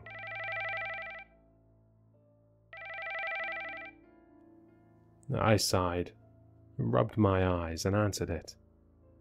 It was already 3 a.m, so at least we'd made it halfway through the shift before something happened. I immediately heard giggling on the other end. I said hello a few times, and was about to hang up when I heard a voice on the other end of the line. It was Brian, the only other officer on duty that night, and he was in charge of manning the station's phone. Usually, he was as monotone as a depressed robot, so to hear him laugh was already weird. Hey Tom, how's it going? I can't complain. Just living the high life with Jimmy here. What's up? You're not gonna believe this shit. I got an emergency call from the old Amek factory on McHaven Road. How? That place doesn't have any power. Or phones, even. That's why I was laughing my ass off. The person who called said they broke into the place to try and steal equipment, and now they're somehow stuck inside. It was silent in the cruiser for a second. Jimmy and I slowly turned to look at each other, and then, almost simultaneously, we burst out laughing. "You're shitting me." "I'm dead serious. When I got the call, I almost pissed myself trying not to laugh at the poor bastard." I'm about to piss myself right now. Hell, I think Jimmy already did. Jimmy jokingly slugged me in the shoulder as Brian began to talk again. "Anyways, do me a favor and go and help the guy get out of there. It's your choice whether you want to arrest him for trespassing or not, but he's had a bad enough night as is, by the sounds of it." We'll take care of it. Beats giving another speeding ticket. I don't know if I'm going to be able to keep a straight face, though. "I sure as shit wouldn't be able to. Give me a call if you need backup, alright? I'll have to call the precinct up in Pinedale if you do. They have their parade this week, so I'm sure they've got a few guys to spare." Sounds good, Brian. We'll keep you posted. I hung up and flicked the cruiser's lights on, piercing through the darkness. We peeled out onto the road, making sure not to hit any deer along the way. It was only about a 10-minute drive, but you never know. We pulled into the bramble-covered entrance to the building, and I got out of the car to undo the rusted chain blocking the road.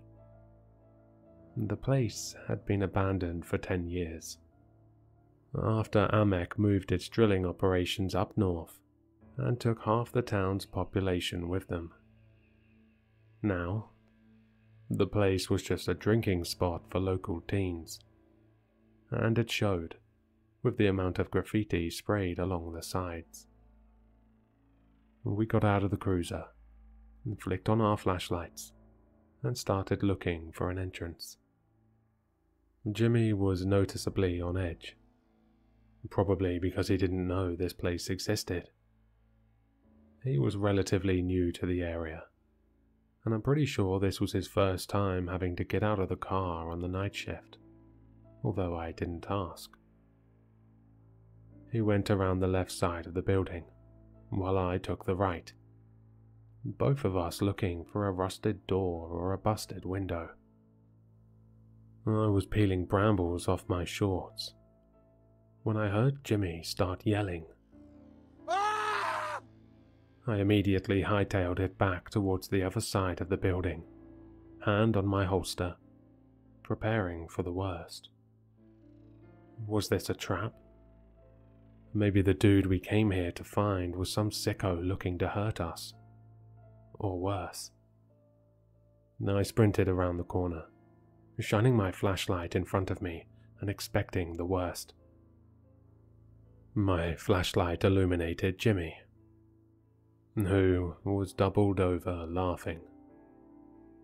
I was confused and immediately asked him if he was alright.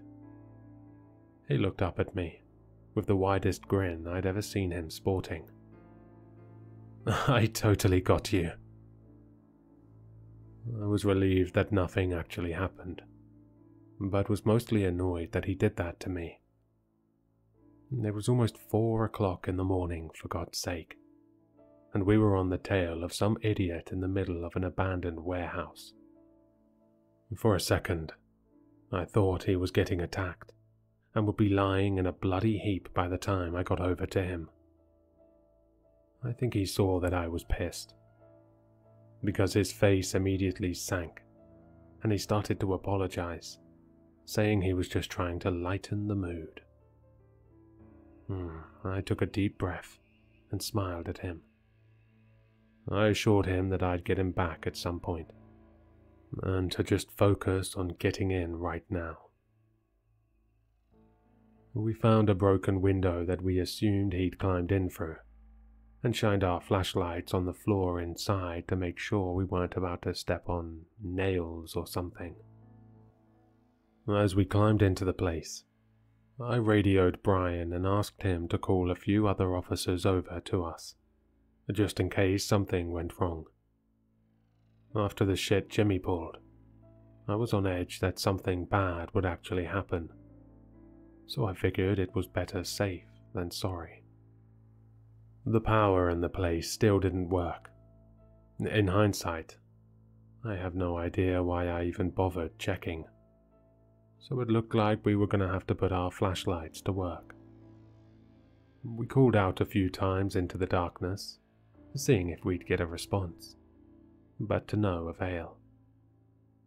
We walked past the old drills and ore processors, our feet clacking against the concrete floor. After searching the bulk of the main room, we headed for the hallway at the very back of the factory.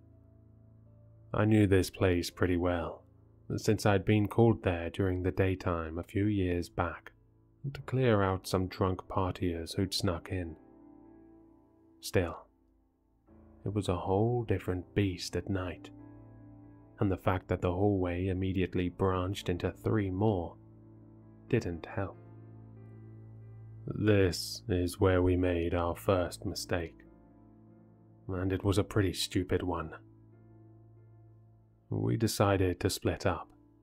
I know, it's how all horror movies start, and how characters die. But we were both tired, and our energy drinks were wearing off. We agreed that we'd keep our radios on at all times, and let each other know if we found the guy. At this point, I'd assumed that he'd found his way out and ran into the woods in fear of being arrested, but we still had to sweep the place just in case. I wasn't planning on arresting the guy, as I figured that he'd had a bad enough night at that point, and the old equipment he was planning on taking wasn't of any use to anyone anymore. So I would have lit him off with a warning. Now, though, I was starting to change my mind. I didn't want to have to search the entire back half of this place, especially given the fact that there were 3 floors worth of rooms here. It didn't help that the building was split into 2 sides that weren't connected. So, if one of us found something, the other would have to walk all the way over to them. I was starting to understand why this place wasn't used anymore. Every time I passed a room, I'd shine my flashlight in and call out. As evidenced by Jimmy's voice over the radio, he had a similar system going on. When I reached the first room of the 2nd floor, he was already on the 3rd. So I warned him to slow down a little bit, just to make sure that each room was completely clear. I was met with complete silence, and repeated myself. Still, nothing. Hey, Tom, I see something. What is it? Down the hall from me. There's a hand sticking out of the doorway. I stopped in my tracks. What do you mean? There's a hand, waggling its finger at me. I'll be right over. Don't go near it. Don't do shit. Slowly back up, in fact. I started towards the stairs, admittedly slower than I should have.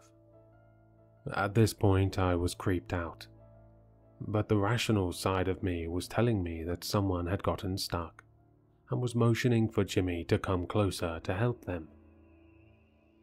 When I reached the 1st floor of my building, the other side of me started screaming at me to get a move on, and that's the side I started listening to. As I approached the entrance to the other building, my radio suddenly erupted. Tom? What? What is it? There's a face. There's someone looking at me. I didn't respond. I just broke into a sprint, towards the access door at the end of the hall. I grabbed the handle and pushed. It didn't budge. I rammed my shoulder into it, screaming Jimmy's name. Behind the door, I heard faint yelling. The door finally gave out, and I started sprinting up the dark staircase. I took my gun out of my holster. Whatever was going on up there, it wasn't good. I reached the entrance of the 3rd floor, and again, the door was locked. I bashed my shoulder into the door once again, calling his name. This time, though, there was no response. No screaming. Just silence. I drew my pistol and unloaded almost the entire clip into the lock. The door still didn't budge. Something had to be blocking it from the other side. I slammed against the door so hard that things started flying off of my belt. First my knife, then my taser, then my flashlight. I stopped for a second to pick it up, but it just kept rolling until it hit the edge of the stairwell and fell down. I couldn't see shit anymore, but I didn't have time to go get it. The door was starting to push open, and I had to get through. I kicked it so hard I thought I broke my ankle, but I didn't care. It finally caved in enough for me to slip through into the hallway. I once again called out Jimmy's name, and as my eyes adjusted to the darkness, I saw a light on at the end of the hallway. Not a flashlight, but a very dimly lit room. Standing in the doorway was a silhouette. It had to be him. I called out to him again, but didn't step closer. The silence was broken when the giggling started. It was faint enough that I couldn't tell if it was him, but it sounded like it. The giggling turned to laughter, and he started to move, but didn't leave the doorway. He was just moving in place, jerking from side to side. It looked like he was dancing. I lowered my gun and called out to him again. I knew what was happening. He was fucking with me. All of this was a setup to prank me again. I was royally pissed off and started screaming down the hallway. Are you fucking kidding me? I thought someone was attacking you, dude. I fucking told you earlier to stop messing around. And now you nearly give me a heart attack by doing this shit? What the fuck is wrong with you? I put my gun back in my belt and turned back towards the door. I'd had more than enough for one night. I'm going outside to wait for backup to get here, and going with them back to our station. When you're ready to stop fucking around, take the car and don't talk to me for a week. This is seriously fucked up. I stormed out the broken door and picked up all of my stuff. I climbed back out through the window and stood in the darkness in front of the factory, waiting for backup to arrive. Luckily, they were well on their way already, and got there about 5 minutes after I got outside. I hopped into the back seat of their cruiser and buckled myself in. Whenever you're ready, you can drive me back to the station. It's 20 minutes down the road. The officer behind the wheel turned to look at me, then turned back towards the wheel and pointed to the factory. Don't you want to wait for your partner? It looks like he's up at the window up there." I rolled the window down and looked outside.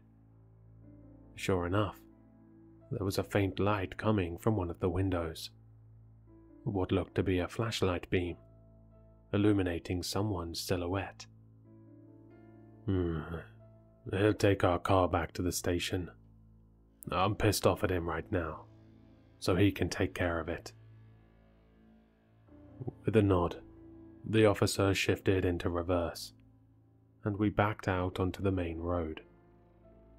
Once we got back to the precinct, I thanked him for the lift, and immediately hopped into my truck and drove back home. I was exhausted, and didn't really care to wait for Jimmy to bring the car in. Jimmy didn't show up for work yesterday, and he didn't return the car either. We thought he'd just taken a sick day and forgot to phone in, or maybe he was scared to face me after his little prank backfired. Everyone I told about it seemed to be on my side, and maybe he knew I'd tell people about it, so I thought he was afraid of corrective action. At least, that was my theory yesterday. He didn't show up today either, and everyone started to get a bit worried, even me. We sent a couple of officers out to the factory to see if he had left in the cruiser, or took an Uber home and left it there. Sure enough, it was parked in the same spot. When they saw this, they phoned me to come in to help search the area, just in case. It was my day off, so I was irritated, but I did hope he was okay. So I relented. We searched the entire factory, and didn't find anything until we got to the third-floor hallway that we'd been on a few days ago. I got up the stairs last, and found one officer vomiting in the corner of the stairwell, and the other shielding his eyes in disgust. I pushed past them and walked into the hallway. The floor was stained with a trail of blood, leading towards the end of the hall. There, hanging from the doorway, was Jimmy. He'd been absolutely mangled. His stomach was eviscerated, and his eyes and tongue were missing.